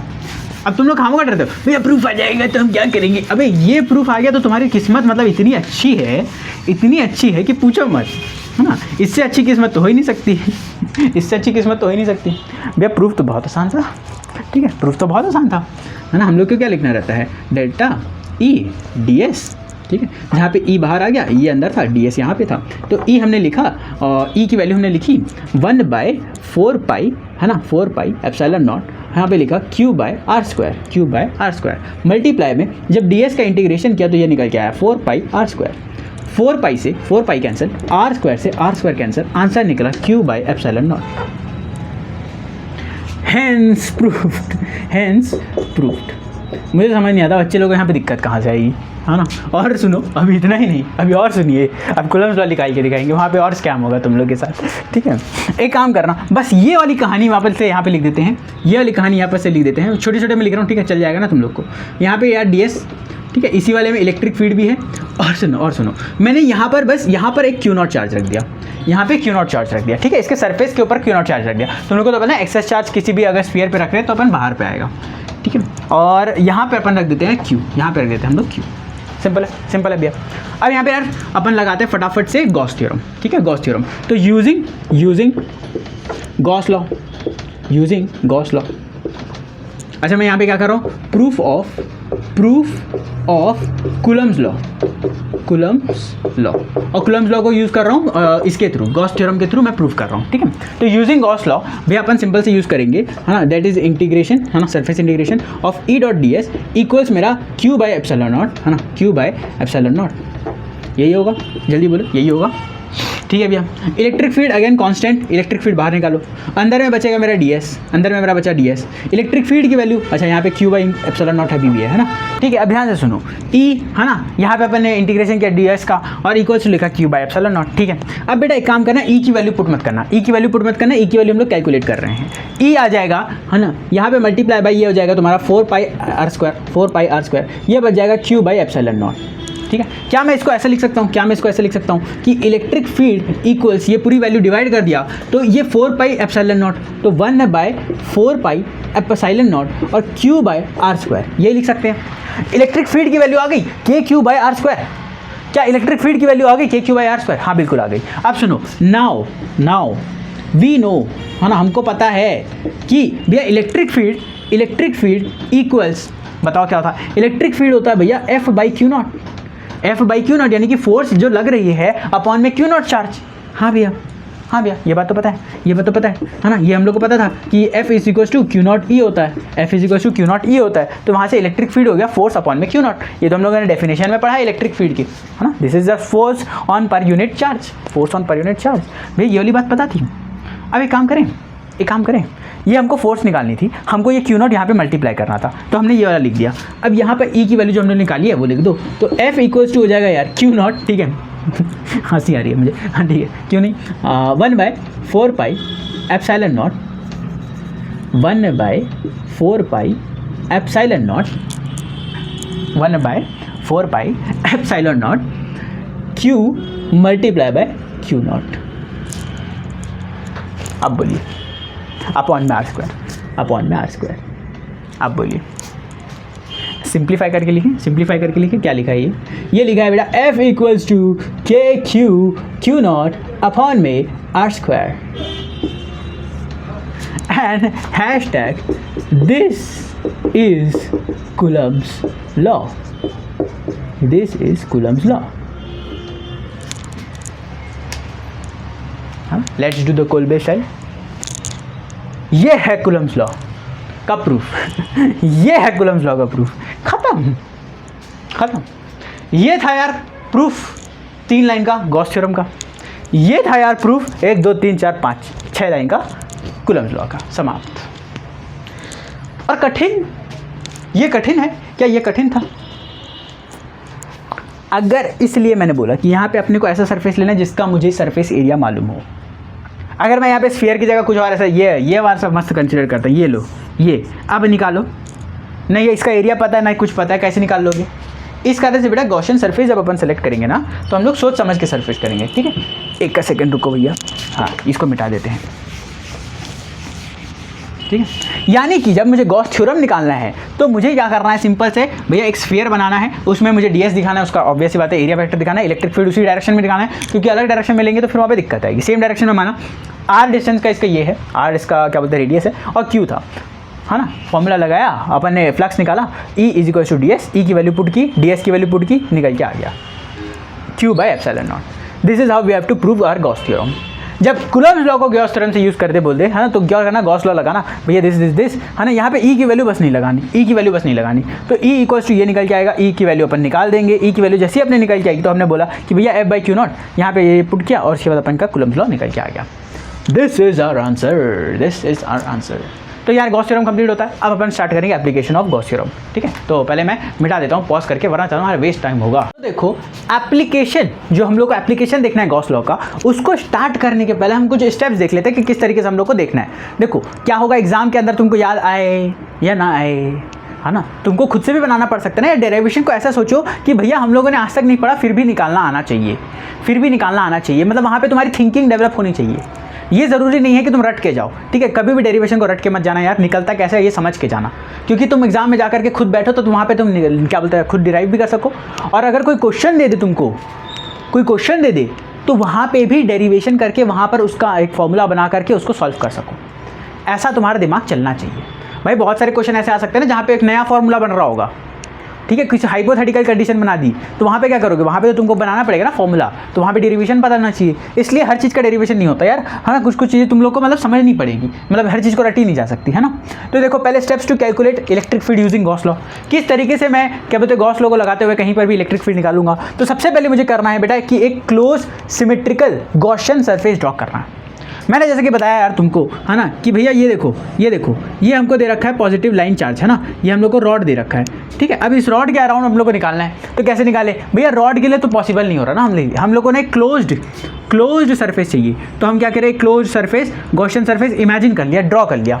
और ये सिमेट्रिक होना चाहिए यार, सिमेट्रिक होना चाहिए भैया। क्यों सिमेट्रिक होना चाहिए, देखो ये सिमेट्री का मतलब समझते हो ना भैया, है left side right side equal होना चाहिए, ठीक है। चलो सिमेट्री में मैं समझाता हूँ। फिर Gaussian surface must pass through the point, है ना, where electric field has to be calculated. मैं बोल रहा हूँ कि मुझे इस पॉइंट पर कैलकुलेट करना था, ठीक है, इस पॉइंट पर। तो मैंने इतना बड़ा गॉसियन सरफेस बनाया कि मैं इस पी पॉइंट को इसके अंदर समा दूँ।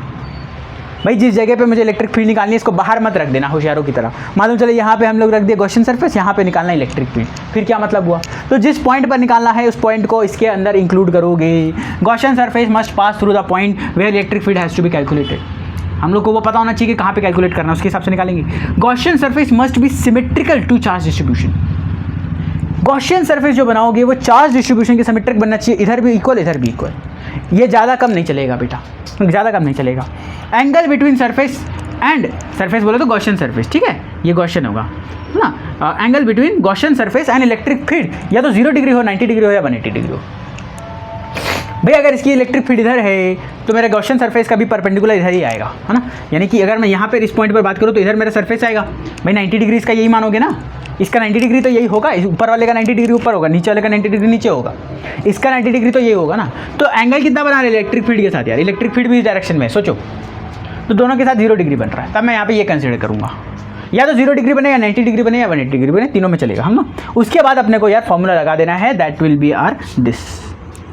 बस भैया यहाँ पर हम लोग को ये बार बार क्यों बोल रहे हो कि सिमेट्रिक लगाना है। देखो गॉसियन सरफेस है ना, Gaussian law, Gauss law is valid for every charge distribution, है ना, हर तरीके के चार्ज डिस्ट्रीब्यूशन के लिए वैलिड है, फॉर एवरी चार्ज डिस्ट्रीब्यूशन। ये तो लॉ है ना, कानून है, ये थोड़ी ना बदल जाएगा, ये हर चार्ज डिस्ट्रीब्यूशन के लिए वैलिड है यार। लेकिन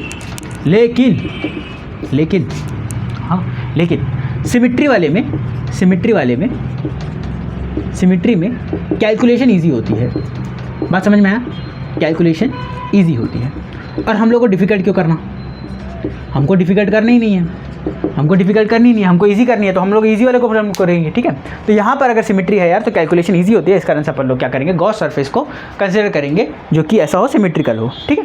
अब हम गॉस लॉ को निकालना चालू करते हैं। गॉस लॉ के यूज़ से हम लोग अलग अलग लोगों के लिए अलग अलग इलेक्ट्रिक फील्ड कैलकुलेट करना चालू कर देते हैं, ठीक है। क्या बोलते हो, जल्दी करें इस चीज़ को, है ना। अब पहला कैसे निकालेगा, मेरे पॉइंट चार्ज के लिए निकाल के दिखाओ इलेक्ट्रिक फील्ड। हमने अभी कूलम्स लॉ में ऑलमोस्ट पूरा पॉइंट चार्ज के लिए क्या निकलता है उस फॉर्मूले को देख लिया है, एक और बार देख लेते हैं ताकि अपने को क्लियर हो जाए, है ना। हेडिंग के साथ तुमको लेकर के देंगे तो तुमको मज़ा आएगा, है ना। एक मिनट में अभी रुको जरा, इसको मिटाने में टाइम लगता है, ठीक है, बड़ा सा है और अच्छे से टाइम लेता है ये मिटने में। सब्र करो, रुको जरा, फॉरवर्ड करो, ठीक है। आधे से लोग फॉरवर्ड कर दिए, है ना, फटाफट से फॉरवर्ड मार देते हैं, है ना। 4-5 सेकंड जहाँ पे भैया पढ़ाएंगे वहाँ वाले में चले जाएंगे, इस कारण हम पॉज कर देते हैं इस चीज़ को कटाने के लिए। चलो हाँ, electric field due two point charge using Gauss law, ठीक है। मैंने पहले ही पॉइंट चार्ज के लिए निकाल चुके थे, बाकी अभी दूसरे तरीके से निकाल रहे हैं, ठीक है। ये पॉइंट चार्ज है मेरे भाई, ठीक है, जिसको ऑब्वियसली बात है स्फीयर मानोगे, एक स्फीयर तरीके से, ठीक है। यहाँ पे वही है ना, सरफेस एरिया तुम्हारा ये हो गया और यहीं पर तुम्हारा इलेक्ट्रिक फील्ड भी हो गया, ठीक है। यहाँ पे मान के चलना क्यू इंक्लोज है यार, है ना, क्यू इंक्लोज है, बस। और क्या चाहिए, लगा दो भैया। गॉसियन सरफेस सुनेंगे हमने, ठीक है, चलो गॉसियन सरफेस सुनो, इधर आओ, ध्यान देखना, सही बात, स्टेप बाय स्टेप फॉलो करेंगे, है ना। तो मैं हद से ज़्यादा बढ़ गया था आशिकी में, चलो ध्यान देना भैया। ये मेरा पॉइंट चार्ज है Q, ये है मेरा पॉइंट चार्ज Q। मुझे इसके कारण से निकालना है इलेक्ट्रिक फील्ड, ठीक है। मानते हैं यहाँ पे इलेक्ट्रिक फील्ड निकाल लेंगे, है ना, यहाँ पे इलेक्ट्रिक फील्ड निकाल लेंगे। तो भैया मुझे क्या करना पड़ेगा, एक गॉसियन सरफेस मानना पड़ेगा। ये हमने गॉसियन सरफेस मान लिया। ये P पॉइंट क्या है जहाँ पे मुझे इलेक्ट्रिक फील्ड निकालना है, ये इसको भी अपन ने इसके अंदर इंक्लूड किया है। Q चार्ज है ना, ये पॉइंट चार्ज है जिसको अपन ने गॉसियन सरफेस के अंदर डाला है ना। ये मेरा क्या है, स्फेरिकल गॉसियन सरफेस। क्या तुमको ये समझ में आया, हमने क्या सेलेक्ट किया तुमको समझ में आया? हाँ भैया, हमने एक स्फेरिकल गॉसियन सरफेस सेलेक्ट किया। अब इसकी बात करूँ तो ऑब्वियस सी बात है, इसकी इलेक्ट्रिक फील्ड इस डायरेक्शन में कहीं होगी, और भैया इसके कारण से हमारा जो एरिया वेक्टर आएगा वो भी इसी डायरेक्शन में होगा। भाई ए लिख लो, तुम ए लिख लो, एस लिख लो, एक ही बात है, ठीक है। मेरे को पता है तुम बहुत कंफ्यूज होते हो यार, हाँ ए लिख लो, चलो तुम्हारे लिए ए लिख लेंगे। स्फेरिकल गॉसियन सरफेस ये हो गया हमारा ये। अब भैया सीधा सा फिर लगा दो फॉर्मूला, सीधा सा फिर फॉर्मूला लगाएंगे, है ना। हमने गॉसियन सरफेस सेलेक्ट किया, हमने देखा सिमेट्रिकल है कि नहीं है, बिल्कुल सिमेट्रिकल है। अब हम लोग कैलकुलेट कर देते हैं। तो हमने कहा था कि सरफेस इंटीग्रल ऑफ EDA, ठीक है, अभी EDS नहीं लिख रहा हूँ, EDA लिख रहा हूँ क्योंकि ए कंसिडर किया है, इक्वल्स होता है यार Q enclosed bye epsilon not के। मुझे इलेक्ट्रिक फील्ड निकालनी है, E की वैल्यू नहीं निकालनी है ना, E की वैल्यू निकालनी है।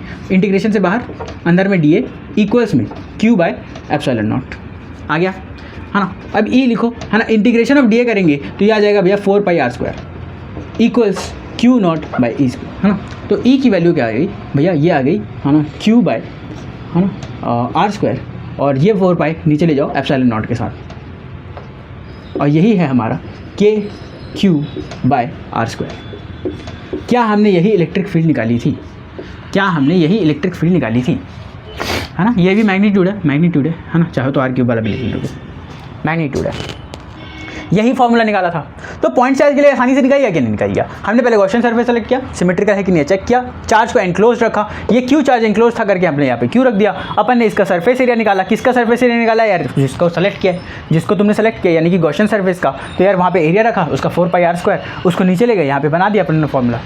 This was for point charge, ठीक है। अब इसके बाद अपन दूसरा कंडीशन देखते हैं, ठीक है, और दूसरे कंडीशन देखते हैं। और मैं बता दूं इसके बाद वाला जो कंडीशन है वो बहुत इंपॉर्टेंट है, दैट इज़ और हॉलो सिलेंडर, है ना, हॉलो स्फीयर। चलो ठीक है, एक धज्जी और रखी है, 2 मिनट, है ना। इसको हम क्या करते हैं, ढक देते हैं। तो फटाक से तुम नोट कर लो, है ना, इसको नोट कर लो, उसके बाद हम आगे बढ़ते हैं।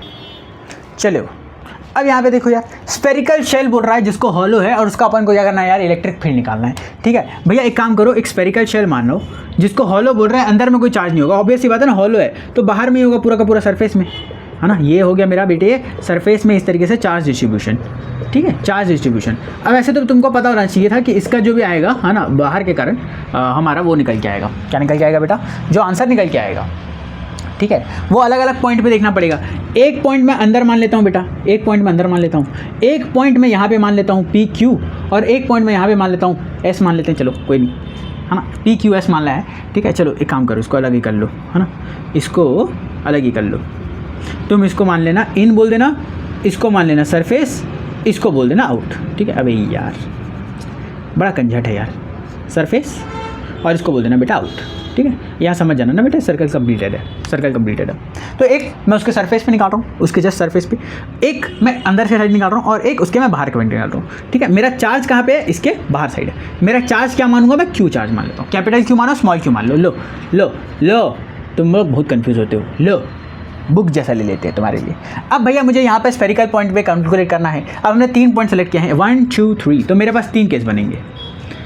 केसवा नंबर 1, दूसरा केसवा नंबर 2, तीसरा केसवा नंबर 3, 3 केस बनेंगे।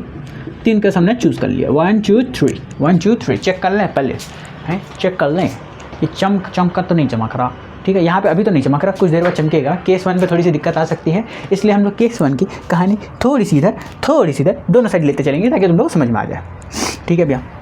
केस 1 क्या है, अच्छा एक काम करो, इसका रेडियस मानो, ये कैपिटल आर, ये कैपिटल आर, डन है ब्रो, ओके ब्रो।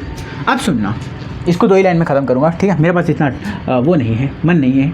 एक गॉसियन सरफेस, इसके लिए मुझे ड्रॉ करना पड़ेगा, हाँ या ना, गॉसियन सरफेस ड्रॉ करना पड़ेगा, यस भैया बिल्कुल, गॉसियन सरफेस ड्रॉ करना पड़ेगा। ये पकड़ा मैंने स्फीयर, है ना, इसके बाहर में चार्ज है, मैं ड्रॉ नहीं कर रहा, है ना, इस पॉइंट पे निकालना था, तो एक गॉसियन सरफेस मैंने ड्रॉ कर लिया।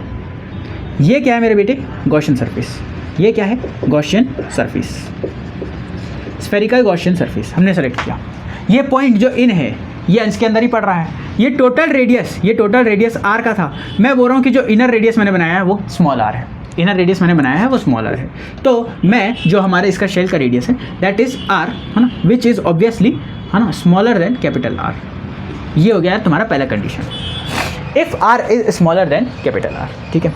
दूसरा कंडीशन, भैया ये जो मेरा गॉसियन सरफेस है ना, वो इसके ऊपर ओवरलैप करेगा,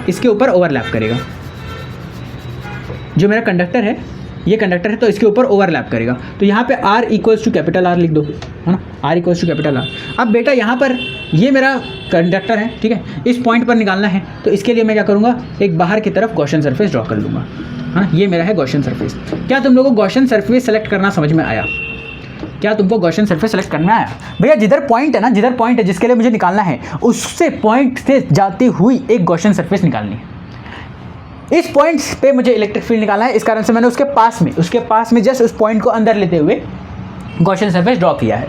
यहाँ पर मुझे ऑब्वियसली बात है सरफेस पे ड्रॉ करना था, तो मैंने सरफेस के जितने ही साइज़ का, जस्ट सरफेस के जितने साइज़ का मैंने गॉसियन सरफेस ड्रॉ किया है। भैया यहाँ पे पॉइंट बाहर था, पॉइंट यहाँ पे बाहर था, तो मैंने वहाँ पर थोड़ा सा बड़े साइज़ का, ये अगर मेरा कैपिटल आर है तो यहाँ पे मैंने स्मॉल आर बढ़ा लिया है, यानी कि small R greater than capital R, ये सेलेक्ट किया ताकि मैं गॉसियन सरफेस को क्या बोलते हैं, इस पॉइंट को गॉसियन सरफेस के अंदर ला सकूँ।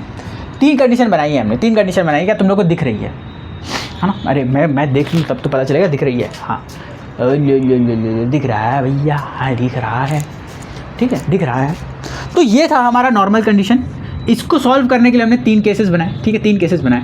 अब यार केस 1 का सॉल्यूशन समझना, मैं यहाँ पे कर देता हूँ ताकि यहाँ पे लाइट में चमके, ठीक है। तो भैया अगर मैं इसकी बात करूँ, चार्ज तो सारा सरफेस पे है, पहले तो मैं ये लिखूँगा है ना, EDA इक्वल्स है ना तुम्हारा क्या, Q बाय एप्सिलॉन नॉट।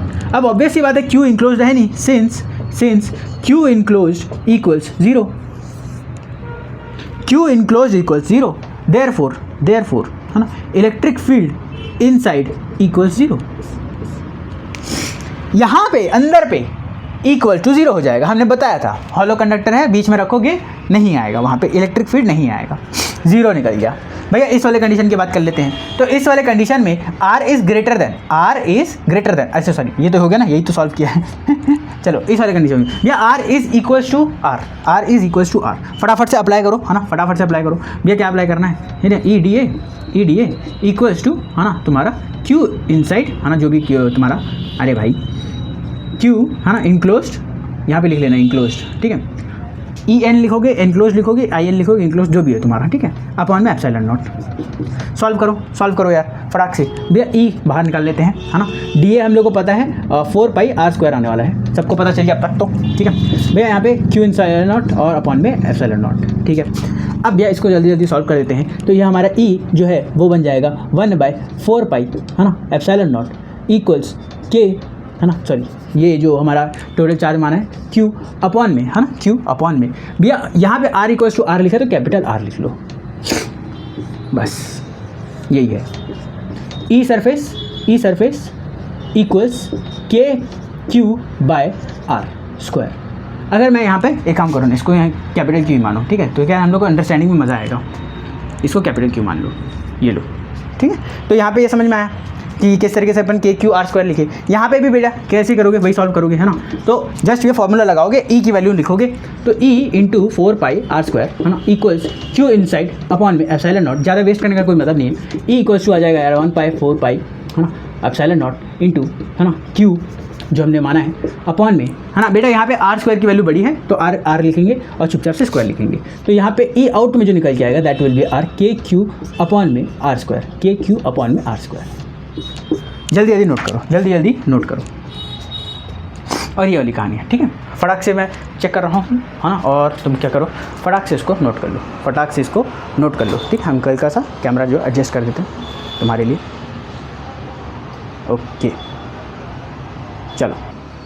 चलिए ठीक है। देखो ट्राइपॉड है ना, बड़ा दिक्कत दे रहा है ना, वो सेट नहीं हो रहा। तो अगर बीच में कैमरा पुचुक हो जाए तो थोड़ा सा ध्यान देना, ठीक है। हालांकि होने नहीं देंगे, ट्राई करेंगे बिल्कुल सही से चले, ठीक है भैया। अब हम एकदम लास्ट टॉपिक्स पे आ गए हैं। ऑब्वियस सी बात है 10-15 मिनट और बचा है, ठीक है इस चैप्टर को, तो साथ में टिके रहें और पूरे चैप्टर को समाप्त करके ही उठें, ठीक है। Electric field due to solid non conducting sphere uniformly charge sphere है ना, एक ही चीज़ है इसके लिए भैया, मतलब यहाँ पे अंदर में चार्ज है और यूनिफॉर्मली डिस्ट्रीब्यूटेड है, ठीक है। ये लिखा रहना ज़रूरी है, यूनिफॉर्मली डिस्ट्रीब्यूटेड लिखा रहना ज़रूरी है। अगर यूनिफॉर्मली डिस्ट्रीब्यूटेड नहीं लिखा है तो समस्या आ जाएगी, बहुत बड़ी समस्या आ जाएगी, ठीक है। तो ये लो हमने सारा का सारा फटाफट से हमने बना दिया।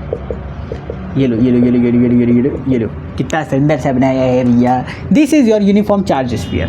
अब भैया मुझे कैलकुलेट करना है अगर, तो मैं 2 पॉइंट पे कैलकुलेट करूँगा, that will be inside and outside. 2 point consider करो बेटा, एक इनसाइड और एक आउटसाइड। अब इस इनसाइड के लिए मैं एक बार अंदर में गॉसियन सरफेस बनाऊंगा, गॉसियन सरफेस नंबर 1 जो कि दिखाई नहीं दे रहा होगा, ऑब्वियस, हाँ ऑब्वियस। हेलो चलो ठीक है, बच्चे लोगों को देखने दो। हाँ ये दिखा, ये गॉसियन सरफेस दिखा नहीं दिखा, ये लो हमने लिख दिए। यहाँ पे हमने गॉसियन सरफेस ड्रॉ किया है, ठीक है, अंदर की तरफ। अभी तुम देख नहीं सकते क्योंकि इसमें दिव्य दृष्टि की ज़रूरत होती है ना, दिव्यकृति की नहीं, दिव्य दृष्टि की। फिर आउटसाइड के लिए एक बाहर कला, और ये भी मेरा क्या है गॉसियन सरफेस। मैं यहीं पर केस 1 केस 2 बना देता हूँ फटाफट से, अब तुम लोग को समझ में आ गया होगा, पिछले वाले जैसे सेम करना है, ठीक है। कहानी बहुत ज़्यादा कठिन नहीं है बेटा, बहुत आसान है, ठीक है। तुमको यहाँ पे बता दें वॉल्यूम जो स्फीयर का होता है that is 4/3 pi R cube, 4/3 pi R cube होता है। और हमारा एरिया जो होता है ना स्फीयर के लिए वो होता है यार 4 पाई आर स्क्वायर, ठीक है। बचपन में हालांकि पढ़े होने चाहिए, लेकिन मुझे पता है तुम लोगों के हरकतें, ठीक है। बचपन में तो तुम ध्यान देते नहीं हो, है ना। ध्यान तो तुम्हारा फर्स्ट बेंच वाले पे होता है ना। फर्स्ट बेंच में कोई बैठा है, हम पीछे बेंच में बैठे हैं, और फिर वहाँ पे टीचर पढ़ा रहा है, हम यहाँ पे यही हरकतें रहती है ना, यही हरकतें रहती हैं जिसके कारण तुमको याद नहीं आता।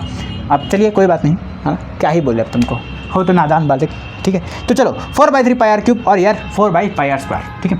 अब बेटा एक बात बताना बेटा कि यहाँ पर मुझे अगर निकालना पड़ेगा तो यहाँ इस पॉइंट के लिए, इस वाले सर्कल के लिए जो अंदर के लिए यहाँ हूँ, ठीक है, इसका ऑब्वियस सी बात है, इसका कैपिटल आर मान लो, ठीक है। और इस वाले का रेडियस स्मॉल आर मान लो, क्योंकि पिछले बार अपन ने क्या माना था, अंदर वाले का अपन ने स्मॉल आर माना था, बाहर वाले का कैपिटल आर माना था। तो तुम लोग में से बहुत सारे लोग को अनकम्फर्टेबल फील हो गया होगा कि भैया ये समझ नहीं आ रहा। तो यहाँ पे इस बार उल्टा कर लेते हैं, थोड़ा सा मज़ेदार करते हैं। तो if capital R is smaller than small R, हाँ, स्मॉल आर किसका है बेटा, हमारे कंडक्टर का है, और कैपिटल आर किसका है, हमारे गॉसियन सरफेस का है। तो हमारा कैपिटल आर छोटा है किससे, स्मॉल आर से। तो यहाँ पर इस कंडीशन में क्या होगा, कुछ नहीं होगा बेटा, apply Gauss theorem, apply Gauss theorem. तो ओके, अब क्या करते हैं भैया, ई डॉट डी एस बोल लो, डी ए बोल लो, एक ही बात है ना। यार तुम लोग का ना बहुत नाटक है, हमने तो कुछ बोला ही नहीं भैया, आप अपने मन से कर रहे हो, ठीक है। क्यू इनक्लोज्ड अपॉन में, क्यू इनक्लोज्ड एनक्लोज लिखते हैं या ई एन लिखते हैं, चलो जो भी है, क्यू इनक्लोज्ड अपॉन में एप्सिलॉन नॉट, ठीक है, अपॉन में एप्सिलॉन नॉट। यहाँ तक समझ में आया। अब भैया अब आगे बताओ, आगे बताते बेटा तुमको, हाँ ई बाहर आ जाएगा, ई तो बाहर निकालना ही है, अंदर में तुम्हारा डी एस रहेगा, डी ए रहेगा, हाँ भैया ये तो समझ में आ गया। क्यू इनक्लोज कैसे निकाले, क्यू इनक्लोज में जाके फंस जाएंगे भैया, क्यू इनक्लोज कैसे निकालें। तो तुमको याद करो आज के लेक्चर के स्टार्टिंग में क्या पढ़ा है भैया, हम तुमको लैम्डा पढ़ाए, हम तुमको सिग्मा पढ़ाए, हम तुमको रो पढ़ाए, याद आया, हाँ भैया याद आया। फॉर 1D 2D 3D, हमने अभी सरफेस कैसा लिया है भैया 3D, तो हमको यहाँ पे वॉल्यूम पता है, हाँ भैया अब कनेक्ट हुआ बात। यानी कि हम यहाँ पे क्या निकालेंगे बेटे, ध्यान देना बेटे, ओ बेटे सुनो, अगर मैं रो की बात करता तो ये निकलता भैया Q/V, हाँ वॉल्यूम, ठीक है। तो मैं यहाँ पे चार्ज जो होगा, चार्ज की जो होगी वो मैं लिख सकता हूँ डेंसिटी वर्सेस वॉल्यूम, भाई यही तो लिख सकता हूँ कि नहीं लिख सकता हूँ, हाँ भैया बिल्कुल लिख सकते हो।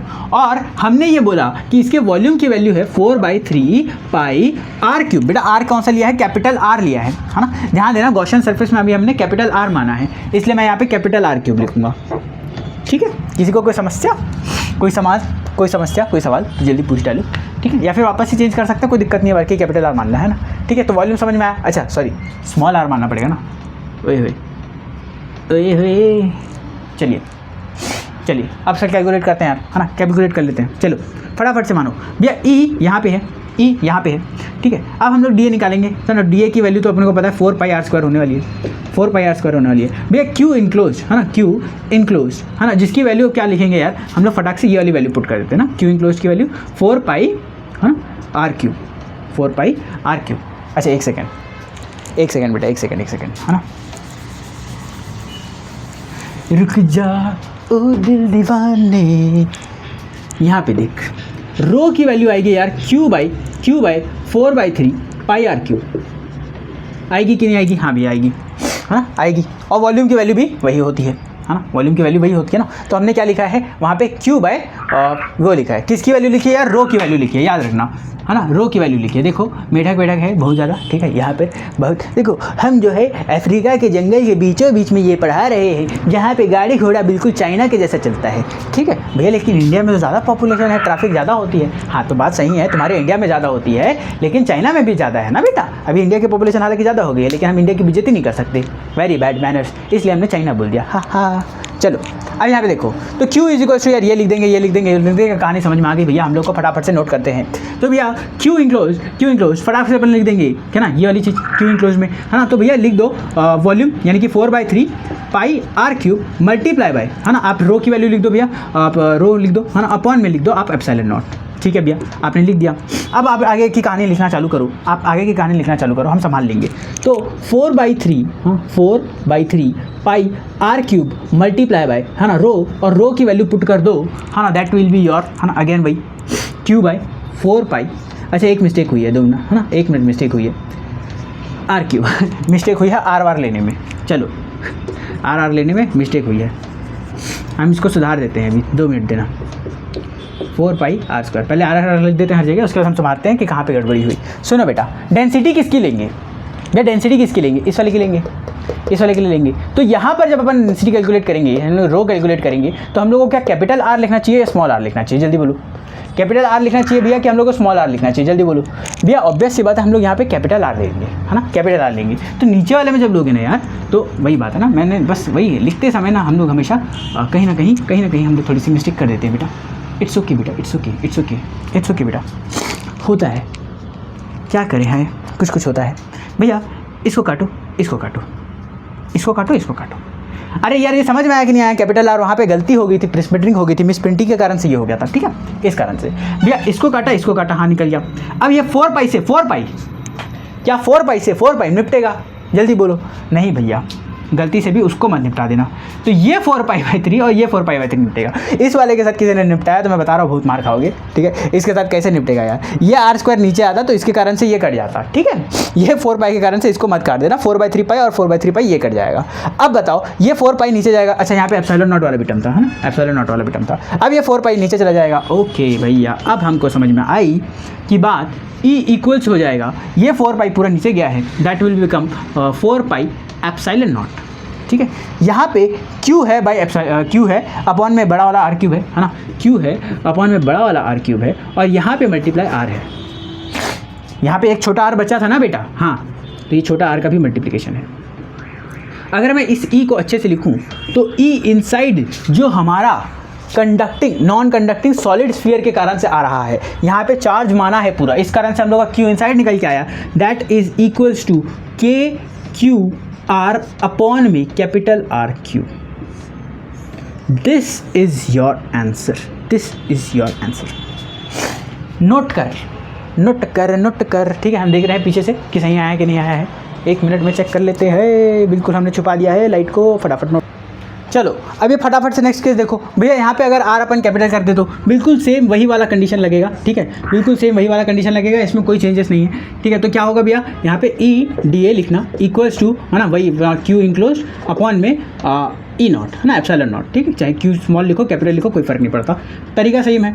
E, हाँ, यहाँ पे multiply by 4 pi R square हो जाएगा, ठीक है। ये इक्वल्स टू आ जाएगा तुम्हारा Q इंक्लोज अपॉन में E नॉट, और यार इसको सॉल्व करोगे तो E इक्वल्स टू वही by 1/4 pi epsilon not upon में Q बाय Q, है ना, जो तुम्हारा चार्ज होगा, है ना, कैपिटल Q लिख लो, अपॉन में तुम्हारा यार ये आ जाएगा R स्क्वायर, ठीक है। तो ये बन गया तुम्हारा KQ बाय R स्क्वायर। क्या बन गया, KQ by R square. This is your E, this is your E out, है ना, E आउट। अपन ने E इन निकाला, E आउट निकाला, ठीक है।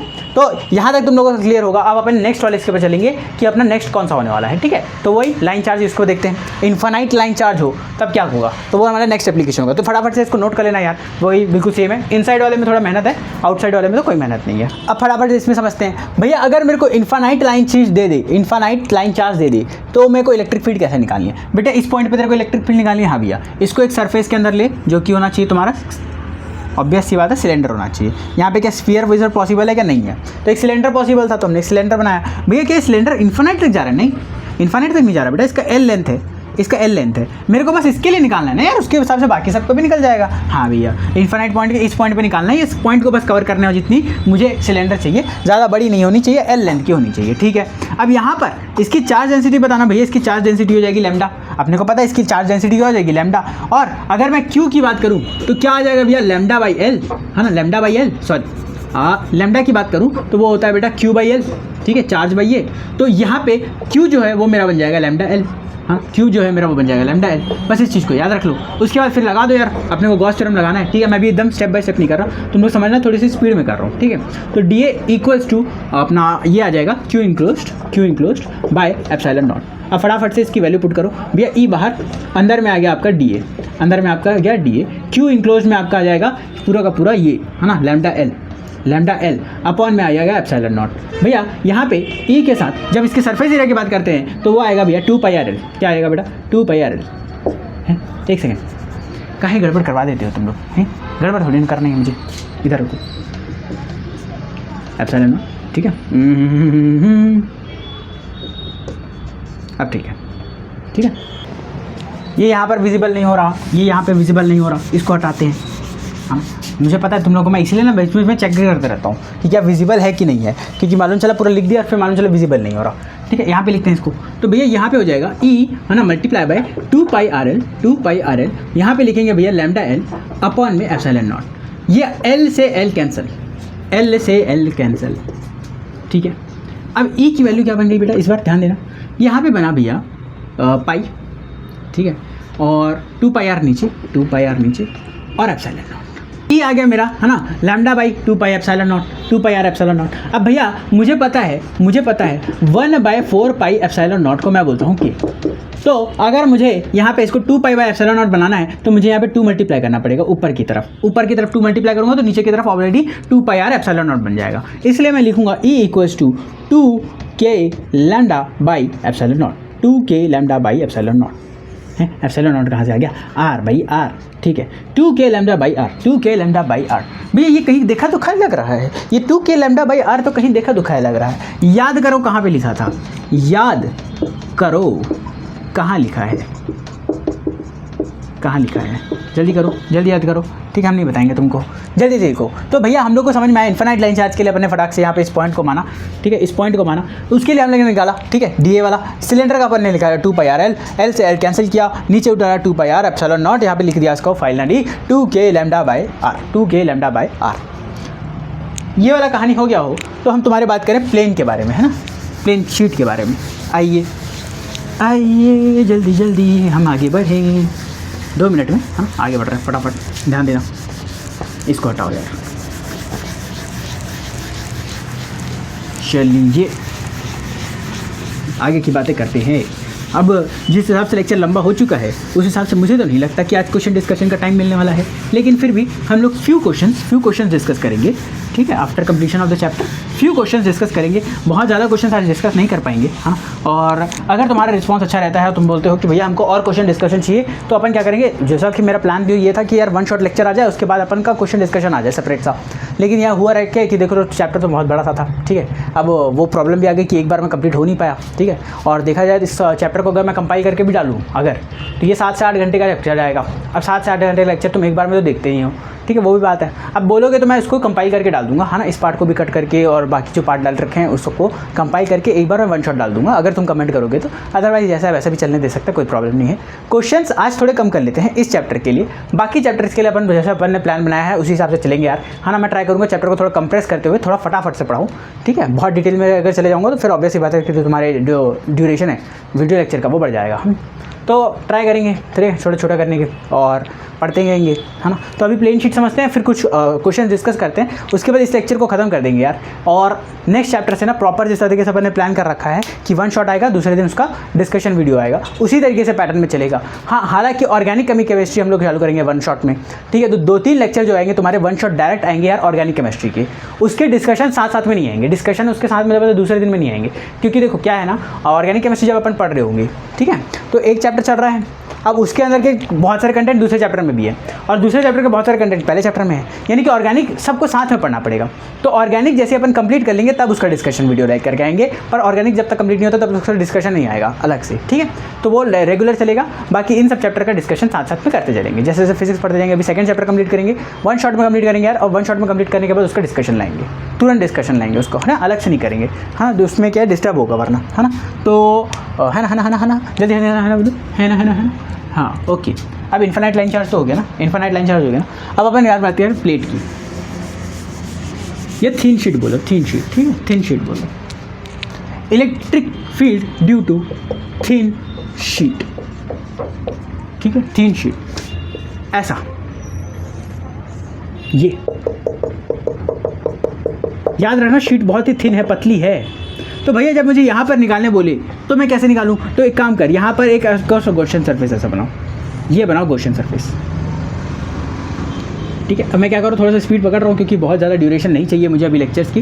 हाँ, मुझे देखना है अभी तुम लोग का रिस्पांस कैसा रहता है पहले लेक्चर डालने के बाद, मतलब 1 शॉट का पहला लेक्चर डालने के बाद। उसके बाद फिर अपन सेकंड लेक्चर से देखते रहेंगे, थोड़ा सा इंप्रूव करते जाएंगे। ठीक है, कंटेंट को और अच्छे तरीके से लेकर के आएंगे, है ना। तो ये चैप्टर तुम्हारा बर्बाद नहीं होगा, चिंता मत करना।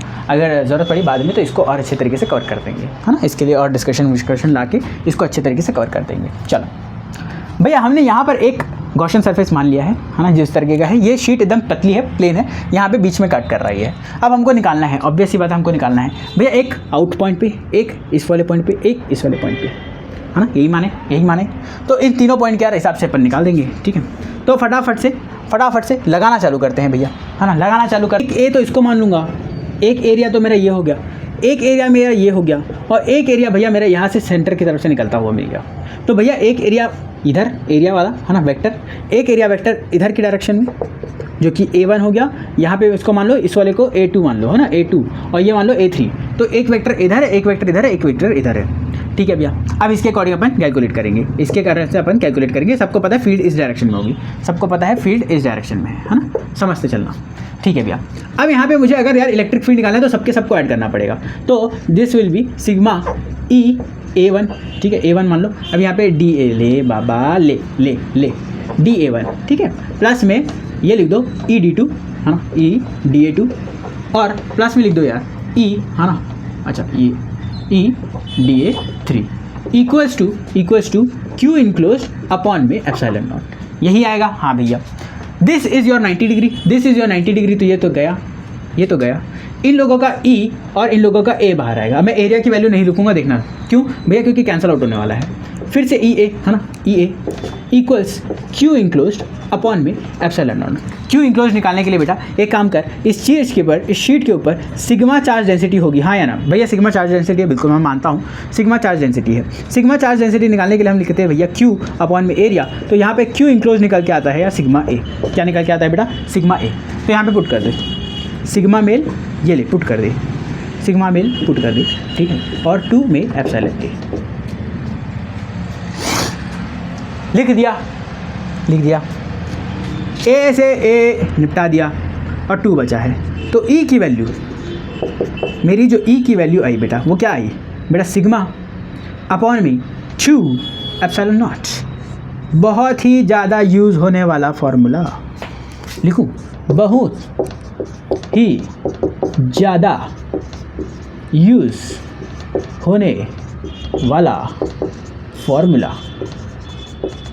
अच्छा, इसके साथ साथ एक और कहानी, ओहो, एक कहानी है जो तुमको सुनानी है। पॉज करते हैं, इसको मिटाते हैं, फिर तुमको बताते हैं। ये लो, इसको रोक रहे हैं। अब बेटा बात करते हैं यहाँ पे, अब बेटा बात करते हैं थिन शीट की जगह अगर हम लोग electric field due to plane sheet बोल दें। भैया प्लेन शीट का मतलब यहाँ पे थिकनेस आ गई, हल्की सी थिकनेस आ गई, और इसके कारण से इसके जस्ट पीछे में भी चार्ज बॉडी है, क्या चेंजेस आएगा भैया, कुछ खास चेंजेस नहीं आने वाला, वही चीज़ें लिखेंगे। E, है ना, DA1 प्लस में EDA2, है ना, समझते चलना मैं क्या बोल रहा हूँ, है ना। उसके बाद लिखेंगे EDA3 equals Q inside upon में एप्सिलॉन नॉट। भैया ये लिख दिया। अब फटाफट से समझते जाना भैया, ये वाली वैल्यू तो गई, इसके लिए अपन लिखेंगे EA, प्लस में लिखेंगे इसके लिए EA इक्वल्स टू लिखेंगे Q इनक्लोज के लिए अपन ने लिखा, पीछे थे ये लिखा था सिग्मा A। पर बेटा याद रखना, सिग्मा A एक सरफेस के लिए है, पीछे के सरफेस के लिए भी एक और सिग्मा A होगा। तो यहाँ पे 2 सिग्मा A आ जाएगा और नीचे में आ जाएगा एप्सिलॉन नॉट। और जब मैं इसको सॉल्व करूंगा तो 2EA इक्वल्स 2, है ना, सिग्मा A अपॉन में एप्सिलॉन नॉट बन जाएगा। जहाँ पे 2 से 2 कैंसिल हो जाएगा तो मेरे E की वैल्यू आ जाएगी, है ना, A से A कैंसिल, 2 से 2 कैंसिल, तो E की वैल्यू आ गई बेटा सिग्मा बाई एप्सिलॉन नॉट। बहुत ज़्यादा कन्फ्यूजन होती है, तो यहाँ पर मैं लिख रहा हूँ हैशटैग थिन शीट के लिए बेटा, थिन शीट के लिए मेरा जो ई फील्ड निकल के आता है that is sigma by 2 epsilon not, उसका आधा होता है। और अगर पूरे प्लेन की बात करो, पूरे प्लेन शीट की बात करो, ठीक है, प्लेन शीट की बात करो तो ये निकल के आएगा यार सिग्मा बाई एप्सिलॉन नॉट, ये आता है सिग्मा बाई एप्सिलॉन नॉट, ये इसका आधा होता है। अगर थिन शीट की बात कर रहे हो, तो ये उसका आधा होता है। समझ में आया क्या बात? तो होपफुली यार तुम लोग ये वाली बात समझ में आई हुई होगी, है ना। इसको मिटाते हैं और फिर कुछ आखिरी चीज़ डिस्कस करते हैं, ठीक है। ये कैमरा बार देखो कैसा हो रहा है, अपने आप घूम। तो है ना, फाइनली यार एम्बिशियंस अपन ने पहला चैप्टर सक्सेसफुली कंप्लीट कर लिया यार, 1 शॉट का, ठीक है। काफ़ी लंबा था, ऑब्वियस सी बात है, 7 घंटे 8 घंटे कोई मजाक बात नहीं होती है ना। अब बात करें तो 4.5 घंटे के आसपास तो पहले ही लेक्चर था, ठीक है, 4.5-5 घंटे के आसपास का। आज भी ये वाला लेक्चर ऑलमोस्ट 2-3 घंटा ऑलमोस्ट खिंचा चुका है, ठीक है, 2 घंटा से ज़्यादा खिंचा चुका होगा, 2-1.5 घंटा, ठीक है, 2-2.5 घंटा, और तब जाके फाइनली ये चैप्टर खत्म हुआ है। अब फाइनली चैप्टर खत्म होने के बाद, ठीक है, अब देखो ऐसा नहीं है कि मैं बना नहीं सकता, मेरे को बनाने में कोई दिक्कत नहीं है, ठीक है, बट ये है कि अब मैं इसमें क्वेश्चन प्रैक्टिस अभी कराऊंगा, ठीक है, तो ठीक है, समस्या है कि ये लेक्चर बहुत बड़ी हो जाएगी और फिर से मैं इसको जब एक्सपोर्ट करूँगा तो इसमें भी करप्ट हो जाएगा फाइल, तो वो अच्छा नहीं होगा, है ना। तो फिलहाल तो मैं अभी इसमें ज़्यादा क्वेश्चन प्रैक्टिस नहीं कराने वाला, बट ऑब्वियस ये बात है, मैंने क्यों बोली, क्योंकि बताया था कि इसमें यार MIQs डिस्कस करूँगा, यानी कि most important question, most important topics discuss करने वाला हूँ, ठीक है। तो हालांकि पूरे चैप्टर को पढ़ते समय मैंने क्वेश्चन मार्क बहुत जगह लगाया है ना। ये वाला सिंबल देखा होगा तुम लोगों ने, ये वाला सिंबल जहाँ पर ये लगाया है तुम गारंटी लगा लो कि वो टाइप ऑफ PYQ ही है, वो PYQ ही है। मतलब कैसे भैया, कैसे, हम लोग को समझ नहीं आया। देखो बेटा, अगर मैं तुमको बोल रहा हूँ कि इलेक्ट्रिक फील्ड है ना, तो इलेक्ट्रिक फील्ड जहाँ पे SI यूनिट आता तो कैसा आता है क्वेश्चन, मैं बता रहा हूँ तुम लोगों को, जैसे कि define electric field, right sets SI unit and derive electric field for है ना electric dipole at equatorial point, ये क्वेश्चन बनता। अभी 3 पार्ट हुए एक क्वेश्चन के अंदर, और ये 3 पार्ट मिला करके यार ये 5 नंबर का क्वेश्चन बन जाएगा। इस तरीके से ऊपर के 2 1 नंबर के, और नीचे वाला जो डाइपोल के इक्वेटोरियल पॉइंट पे निकालना है के इलेक्ट्रिक फील्ड, वो उसका 3 नंबर का क्वेश्चन हो गया, ठीक है। एक एग्जांपल दे रहा हूँ, एग्जांपल अगर कूलम्स लॉ की बात करें तो कूलम्स लॉ के ऊपर एक न्यूमेरिकल दे देगा, जैसे कि 2 चार्जेस हैं, 3 म्यूसी के, है ना, 3 म्यूसी में समझते ना, मतलब नैनो कूलम्स, ठीक है, नैनो कूलम्स के, ठीक है। तो 3 नैनो कूलम के अपन के पास 2 चार्जेस हैं, ठीक है। मैं माइक्रो कूलम बोलो, नैनो कूलम बोलो, कुछ भी बोल सकता वो एग्जाम के अंदर, ठीक है। तुमको सिंबल भी पहचानना पड़ेगा। तो जैसे 3 माइक्रो कूलम के हमारे पास 2 चार्जेस हैं, ठीक है। उसके बीच का डिस्टेंस है भैया हमारा 3 मीटर, मान के चलो 3 मीटर दे दिया या फिर कुछ सेंटीमीटर में दे दिया। अब बोलेगा कि वहाँ पर क्या करो, फोर्स कैलकुलेट करो। ये वाले क्वेश्चन आते हैं यार 2-3 नंबर के अंदर, ठीक है। और कौन से क्वेश्चन आ सकते हैं भैया, कुछ भी क्वेश्चन आ सकते हैं, छोटे मोटे बहुत सारे बनते हैं, ठीक है। और MCQs आएंगे तुम्हारे, है ना, जैसे कि 2 थीन शीट के बीच में, अभी जैसे हमने पढ़ा, है ना, तो 2 थीन शीट के बीच में कितना इलेक्ट्रिक फील्ड बनेगा। 2 थीन शीट्स, देखो ये भैया एक थीन शीट पतली वाली प्लस, यहाँ पे माइनस बोल देगा बेटा। अब बताओ कि यहाँ पर कितना इलेक्ट्रिक फील्ड बनेगा, इस सेंटर वाले पॉइंट पर कितना इलेक्ट्रिक फील्ड बनेगा। अब ऑब्वियस ही बात है यार, प्लस के कारण से इस डायरेक्शन में, माइनस के कारण से इस डायरेक्शन में, थिन शीट के कारण से बनता है भैया। अगर इलेक्ट्रिक फील्ड की बात करो, अभी आपने बताया सिग्मा बाई एप्सिलॉन नॉट, इसके कारण से भी बनेगा भैया sigma by epsilon not, 2 pi epsilon not, ठीक है, sigma by 2 pi epsilon not. Thin sheets की बात किया ना, ये लो ऐसा, तो क्योंकि प्लस माइनस था इसलिए बोलो, हाँ। तो दोनों सेम साइड में लगेगा भैया, दोनों सेम साइड में लगेगा, तो सेंटर पे लगने वाली फील्ड जो होगी, इस सेंटर पे लगने वाली फील्ड, इसकी वैल्यू हो जाएगी भैया सिग्मा बाई एप्सिलॉन नॉट, हाँ। वो कभी आउटसाइड भी पूछेगा, कभी इनसाइड भी पूछेगा, कभी बीच में भी पूछेगा। तो इस तरीके से तुम लोग एप्लीकेशन लगाना पड़ेगा, यूज़ करना पड़ेगा, ठीक है। इस क्वेश्चन की प्रैक्टिस लेकर के आऊँगा, गारंटी बोल सकता हूँ, ठीक है। प्लान तो ये था कि इसी वाले लेक्चर में लेकर के आऊँ, पर ठीक है, लेक्चर थोड़ा सा लंबा हो रहा है और एक्सपोर्ट करने में दिक्कत आएगी वरना, ठीक है। इस कारण से इसमें डिस्कस कर लेते हैं कि किस टाइप के क्वेश्चन आने वाले हैं, कैसे आने वाला है। अपन पूरे लेक्चर में यही बात करते गए हैं कि किस तरीके से आंसर राइटिंग करने हैं। लेक्चर में जिस तरीके से हम लोगों ने लिखा है यार, तुम उस तरीके से आंसर लिख करके आओगे, तुमको फुल मार्क्स मिलेगा, कहीं पर कोई काटने वाला मार्क्स में ऐसा कोई वो नहीं है, ठीक है। आंसर राइटिंग पे वही है।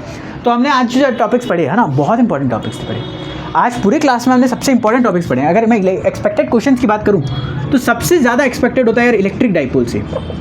सबसे पहली बात तो मैं बोलता हूँ इलेक्ट्रिक डाइपोल गारंटीड क्वेश्चन है, गारंटीड। मैं लिख के दे सकता हूँ यहाँ पर, मैं यहाँ पे लिख सकता हूँ गारंटी है, क्वेश्चन यहाँ से आएगा, लिख ले इलेक्ट्रिक डाइपोल, ठीक है। वो रहता ना तुम लोगों की भैया कुछ इंपॉर्टेंट बताओ, कुछ इंपॉर्टेंट पॉइंट्स बताओ, ध्यान से सुनना। इलेक्ट्रिक डाइपोल से क्वेश्चन आने वाला है, गॉस लॉ से क्वेश्चन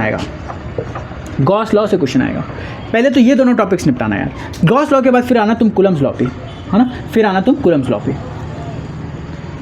लॉ पढ़ना,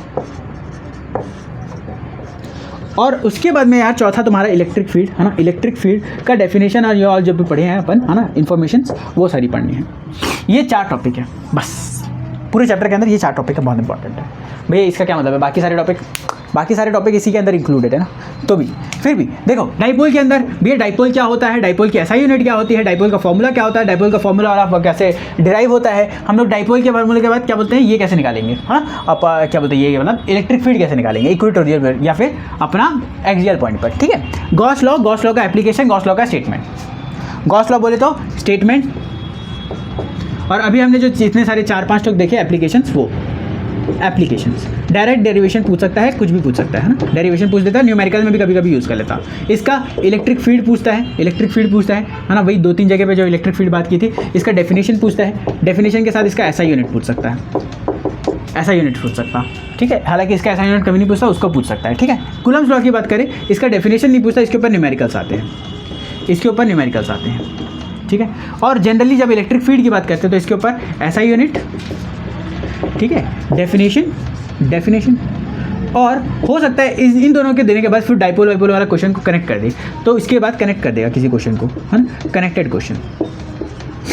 तो इलेक्ट्रिक फील्ड में ये कहानी चल रही होगी। ये 3 से 4 क्वेश्चन है ना, 3 से 4 टॉपिक्स है जो तुम्हारे हाई प्रोबेबिलिटी रखते हैं। हाई प्रोबेबिलिटी मतलब ऐसा नहीं है बेटा कि इसके अलावा कुछ और नहीं आ सकता, ऐसा नहीं है इसके अलावा कुछ और नहीं आ सकता, पर इन 4 टॉपिक्स के दिखने के कुछ जो चांसेस होते हैं वो बहुत ज़्यादा होते हैं, जिसमें से 3 के बारे में मैक्सिमम हमने आज ही बात की। इलेक्ट्रिक फील्ड के बारे में हाँ लास्ट क्लास में थोड़ी सी बात की थी, आज हमने ज़्यादा बात की है। फिर गॉस लॉ अपन ने डिटेल में देखा है और डाइपोल अपन ने डिटेल में देखा है।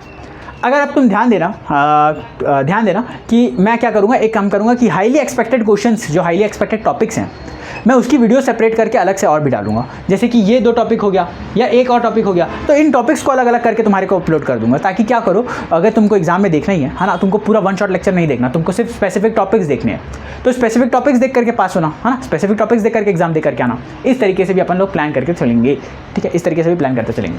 मैं एक क्वेश्चन प्रैक्टिस लेकर के आऊँगा, ठीक है, गारंटी है क्वेश्चन प्रैक्टिस लेकर के आना पड़ेगा, नहीं लाऊंगा तो फिर प्रॉब्लम पड़ेगी, है ना। तो क्वेश्चन प्रैक्टिस के लिए यार मैं एक और डेफिनेटली वीडियो लाऊंगा, अभी नहीं लाऊंगा, थोड़ा सा बाद में लाऊंगा, ठीक है, थोड़ा सा बाद में लाऊंगा, क्योंकि अभी अपन बहुत इलेक्ट्रिक चार्जेस एंड फील्ड ही चल रहा है। देखा जाए तो 2-3 दिन से सिर्फ उसी के वीडियोस अपलोड हो रहे होंगे, ठीक है। कैसे पता भैया आपको, तो देखो यार पूरा रिकॉर्डिंग अपना चला है, तो ऑब्वियस सी बात है कि वो फाइल करप्ट हुई है, तो 2 पार्ट में अपलोड होने वाली है, ठीक है। आज ये रिकॉर्डिंग हुआ है, अब ये कितने इसमें होगा ये नहीं पता, ये कितने पार्ट्स में होगा ये नहीं पता। उसके बाद मैं ये भी बोल रहा हूँ कि इसके अंदर कि मैं इलेक्ट्रिक क्या बोलते हैं इंपॉर्टेंट जो पॉइंट्स है उसको भी अपलोड करूँगा। तो ऑब्वियस सी बात है, ऐसा लगने वाला है कि मेरे को 2-3 दिन यहाँ पे लगातार इलेक्ट्रिक चार्जेस में फीड ही चलने वाला है, हालांकि जो कि होना नहीं चाहिए, सर 2 दिन से ज़्यादा अपन चैप्टर को देने वाले नहीं थे, ठीक है। तो कोई बात नहीं, जैसा हुआ, ठीक है, जो हुआ, ठीक है। अब अगले चैप्टर से नॉर्मली जिस तरीके से मैंने डिस्कशन की बात की है उसी तरीके से होगा यार, 1 शॉट में अपन एक चैप्टर निपटाएंगे, ठीक है। मैं ट्राई करूँगा उसको 4 से 5 घंटे के अंदर लिमिटेड करने की, मैं कोशिश करूँगा 4 घंटे में ही कंप्लीट करूँ, 4 घंटे के अंदर में ही कंप्लीट करूँ, ज़्यादा से ज़्यादा 4.5 घंटा, उससे ज़्यादा नहीं होगा, ठीक है, उससे ज़्यादा कोई भी चैप्टर नहीं जाएगा। और उसके बाद अपन जो क्वेश्चन डिस्कस करने वाला करना है, जिसको क्वेश्चन प्रैक्टिस करने वाले सेशन है वो लेंगे, वो 2 घंटे 2.5 घंटे का रहेगा, 2.5 आवर्स, ज़्यादा से ज़्यादा 3 घंटे का, उससे ज़्यादा कुछ नहीं रहेगा, ठीक है। उसमें प्योरली क्वेश्चन डिस्कस करेंगे, बोर्ड्स के करेंगे और कॉम्पिटिशन के करेंगे, बोर्ड्स के भी करेंगे, कॉम्पिटिशन के भी करेंगे, और कंपटीशन के लिए बाद में अलग से क्वेश्चन डिस्कशन और आएगा। क्वेश्चन प्रैक्टिस सेशंस बहुत सारे लेंगे यार, बहुत सारे क्वेश्चन प्रैक्टिस सेशन लेंगे, और 1 शॉट में अपन पूरा पहले सिलेबस कंप्लीट करेंगे, है ना। बहुत सारे लोगों का कमेंट्स भी आया, क्योंकि अभी पहला वाला वीडियो अपलोड हो चुका है, ठीक है, मैंने उसको चेक किया, बहुत लोगों ने कमेंट किया, मतलब 3-4 जन ने तो कमेंट किया, ठीक है, बहुत सारे हैं वो हमारे लिए। तो उन लोगों ने यार बताया, ठीक है, अच्छा पढ़ा रहे हो भैया, अपना प्री बोर्ड स्टार्ट होने वाला है, और ये चीज़ें हैं, ठीक है, प्री बोर्ड स्टार्ट होने वाला है, तो ये बैच कब तक चलेगी, कैसा होगा, क्या होगा, ऐसे बहुत सारे लोगों के मन में सवाल आया, ठीक है। तो हम तुम्हारे सवालों का आज उत्तर दे देते हैं। बेटा ये बैच, ठीक है, पहले तो तुम्हारे बोर्ड्स के सिलेबस को कंप्लीट करेगी, और जब तक बोर्ड्स के सिलेबस को कंप्लीट कर रही है, हमारा प्रायोरिटी टारगेट जो होगा यार वो बोर्ड्स होगा, ठीक है। हम लोग ट्राई करेंगे कि कंटेंट को थोड़ा सा मिनिमाइज़ करते हुए, कंपटीशन वाले की चीज़ों को थोड़ा कम करते हुए, बोर्ड्स को थोड़ा प्रायोरिटाइज करते हुए, ऐसा नहीं है कि बिल्कुल हटा देंगे कंपटीशन को, कंपटीशन रखेंगे। देखो बात यह है कि हम कंपटीशन वालों को छोड़ नहीं सकते, कंपटीशन को पकड़ना पड़ेगा, ठीक है। तो कंपटीशन एग्जाम्स को साथ में लेते हुए अपन बोर्ड्स के सिलेबस को पहले कंप्लीट करेंगे। फिर ऐसा हो सकता है कि बहुत सारे टॉपिक्स होते हैं जो कंपटीशन में अलग तरीके से पूछते हैं, या थोड़ा एक्स्ट्रा पूछते हैं, या फिर उसके लिए ज़्यादा प्रैक्टिस की ज़रूरत है, तो वहाँ पर हम लोग उस टॉपिक्स को उठा करके कंपटीशन के लेवल के हिसाब से डिस्कस करेंगे, अलग से वीडियोज़ आएंगे उसके बाद में, है ना, जब तुम्हारा बोर्ड्स खत्म हो जाएगा उसके बाद, तो भर के अपन उस समय कंपटीशन की प्रैक्टिस कर लेंगे यार, ठीक है। तो इस तरीके से चलने वाला है इस सीरीज़ में, तुम लोग साथ में चलते रहो, कोई दिक्कत नहीं आएगी, कोई समस्या नहीं आएगी। अगर तुमको कहीं पे दिक्कत या कोई समस्या मिल रही है तो यार मैंने बता रखा है, टेलीग्राम पे, इंस्टाग्राम पे, कहीं पे भी मैसेज करो, ठीक है, मैं तुम्हारे डाउट्स को सॉल्व करूँगा। कमेंट में भी लिखते हो तो बहुत अच्छा लगता है, तो कमेंट में भी लिख दिया करो, अगर तुमको कोई डाउट आ रहा है तो मैं उसको प्रॉपर्ली सॉल्व करूँगा, ठीक है। और अगर तुम लोग को पढ़ाना मज़ा आ रहा है, ठीक है, पढ़ने में मज़ा आ रहा है, तो अपन कोशिश करेंगे यार लाइव क्लासेस बहुत जल्दी ले, ठीक है, लाइव क्लासेस में आएंगे ज़्यादा मज़ा आएगा हम लोग को। तो लाइव क्लासेस मैं पहले बता देता हूँ, स्टार्ट करेंगे, ऑब्वियस सी बात है अभी नहीं, है ना, कब स्टार्ट करेंगे भैया, रुको, अभी सरप्राइज देता हूँ, रुको। तो हाईली एक्सपेक्टेड क्वेश्चन अपन ने टॉपिक्स बता दिए हैं, मैं इसके ऊपर सेपरेट वीडियोज़ डाल दूँगा, है ना, कि तुम लोग को अगर जैसे एक टॉपिक प्रिपेयर करना होगा तो एक टॉपिक प्रिपेयर करते चलना, ठीक है। तो इससे भी तुमको फ़ायदा होगा ना, हर तरीके से तुम्हारे फ़ायदे के बारे में सोचेंगे और डालेंगे। चलिए, तो ये तो हो गया भैया, है ना। अब आप बताओ कि और क्या है ना। तो लाइव क्लासेस जो मैं सोच रहा था, ठीक है, बहुत लोगों का मुझे इंटरेक्शन देखते हुए लग रहा है कि लाइव क्लासेस अपन स्टार्ट कर सकते हैं, पर अभी नहीं, ठीक, अभी नहीं। देखो बात यह है कि अगर लाइव क्लासेस चालू करेंगे तो कुछ लोग देखने वाले भी होने चाहिए, मालूम चला हम अकेले लाइव कर रहे हैं तो ये अच्छा नहीं होगा, है ना। तो यहाँ पे अपन कंडीशन लिखते हैं, लाइव क्लासेस, ठीक है, ऐसा नहीं है कि तभी स्टार्ट करेंगे, पहले भी कर सकते हैं, अगर लगेगा कि पहले स्टार्ट करना चाहिए तो कर सकते हैं। अब हालांकि भाई मैं सोच रहा हूँ कि कम से कम 100-200 जन तो होने चाहिए ना देखने के लिए हमारे लेक्चर्स को, अगर लाइव क्लास ले रहे हैं तो टारगेट अगर करेंगे, अगर हमारी वॉचिंग है ना, हमारी वॉचिंग 100+ आएगी तो लाइव में तभी लाइव क्लासेस होंगी, कंटिन्यू होंगी। एक बार 2 बार ट्राई करेंगे, 3-4 बार ट्राई करेंगे, उसके बाद फिर अपन एक आध हफ्ते ट्राई करेंगे लाइव क्लासेस के। अगर 100 के पूरा वॉचिंग चलेगी तो अपन कंटिन्यू करेंगे, अदरवाइज देखेंगे, ठीक है। और दूसरा जो मैं ये बोलने वाला था कि कब स्टार्ट करेंगे, ठीक है। तो देखते हैं यार कब स्टार्ट करेंगे। हालांकि तुम लोगों को तो पता है मैं बहुत आलसी हूँ, ठीक है। तो ट्राई करते हैं आफ्टर इतना, ठीक है, आफ्टर इतना तो ट्राई करेंगे, इसके बाद फिर लाइव क्लासेस चालू करेंगे। अगर कभी मन किया तो इसके पहले भी चालू कर सकते हैं, ठीक है, ऐसा कुछ नहीं है ना, ऐसा कुछ नहीं, इसके पहले भी चालू कर सकते हैं। अगर तुम लोग बोलोगे यार कमेंट में कि भैया लाइव क्लासेस लेना है तो फिर लाइव क्लासेस लेंगे, ठीक है। अगर बोलोगे लाइव क्लासेस लेना है तो लाइव क्लासेस लेंगे, तुरंत लेंगे, पक्का प्रॉमिस। चलो तो मिलते हैं तुम लोगों से अगले वाले लेक्चर में। पर ये रुको, हम तुमको एक दिल की बात कहना भूल गए, हाँ, जिसको कहे बिना हम तुमको छोड़ नहीं सकते, हाँ। वेट, आई से दैट दिल की बात कि ये लेक्चर हमारे साथ देखने के लिए, हमारे साथ अटेंड करने के लिए, हमारे साथ पूरे देर टिकने के लिए और पढ़ने के लिए, इस चैप्टर को कंप्लीट करने के लिए आपका बहुत धन्यवाद, ठीक है। बहुत धन्यवाद, आप यहाँ आए, हमको बहुत अच्छा लगा, ठीक है। इसी तरीके से आते रहिए, है ना, और हमसे पढ़ते रहिए। हम हैं तो कोई दिक्कत नहीं आएगी, ठीक है, किसी भी तरीके से कोई दिक्कत नहीं आएगी। और अब जा सकते हो, ठीक है। तो मिलते हैं तुमसे अगले वाले लेक्चर में, जो कि होगा हेलो एल्केन्स और हेलो एरीन्स का, ठीक है, जो कि ऑब्वियस सी बात है कल परसों में आ जाएगी। तो मिलते हैं तुमसे अगले वाले लेक्चर में, तब तक के लिए टाटा बाय बाय।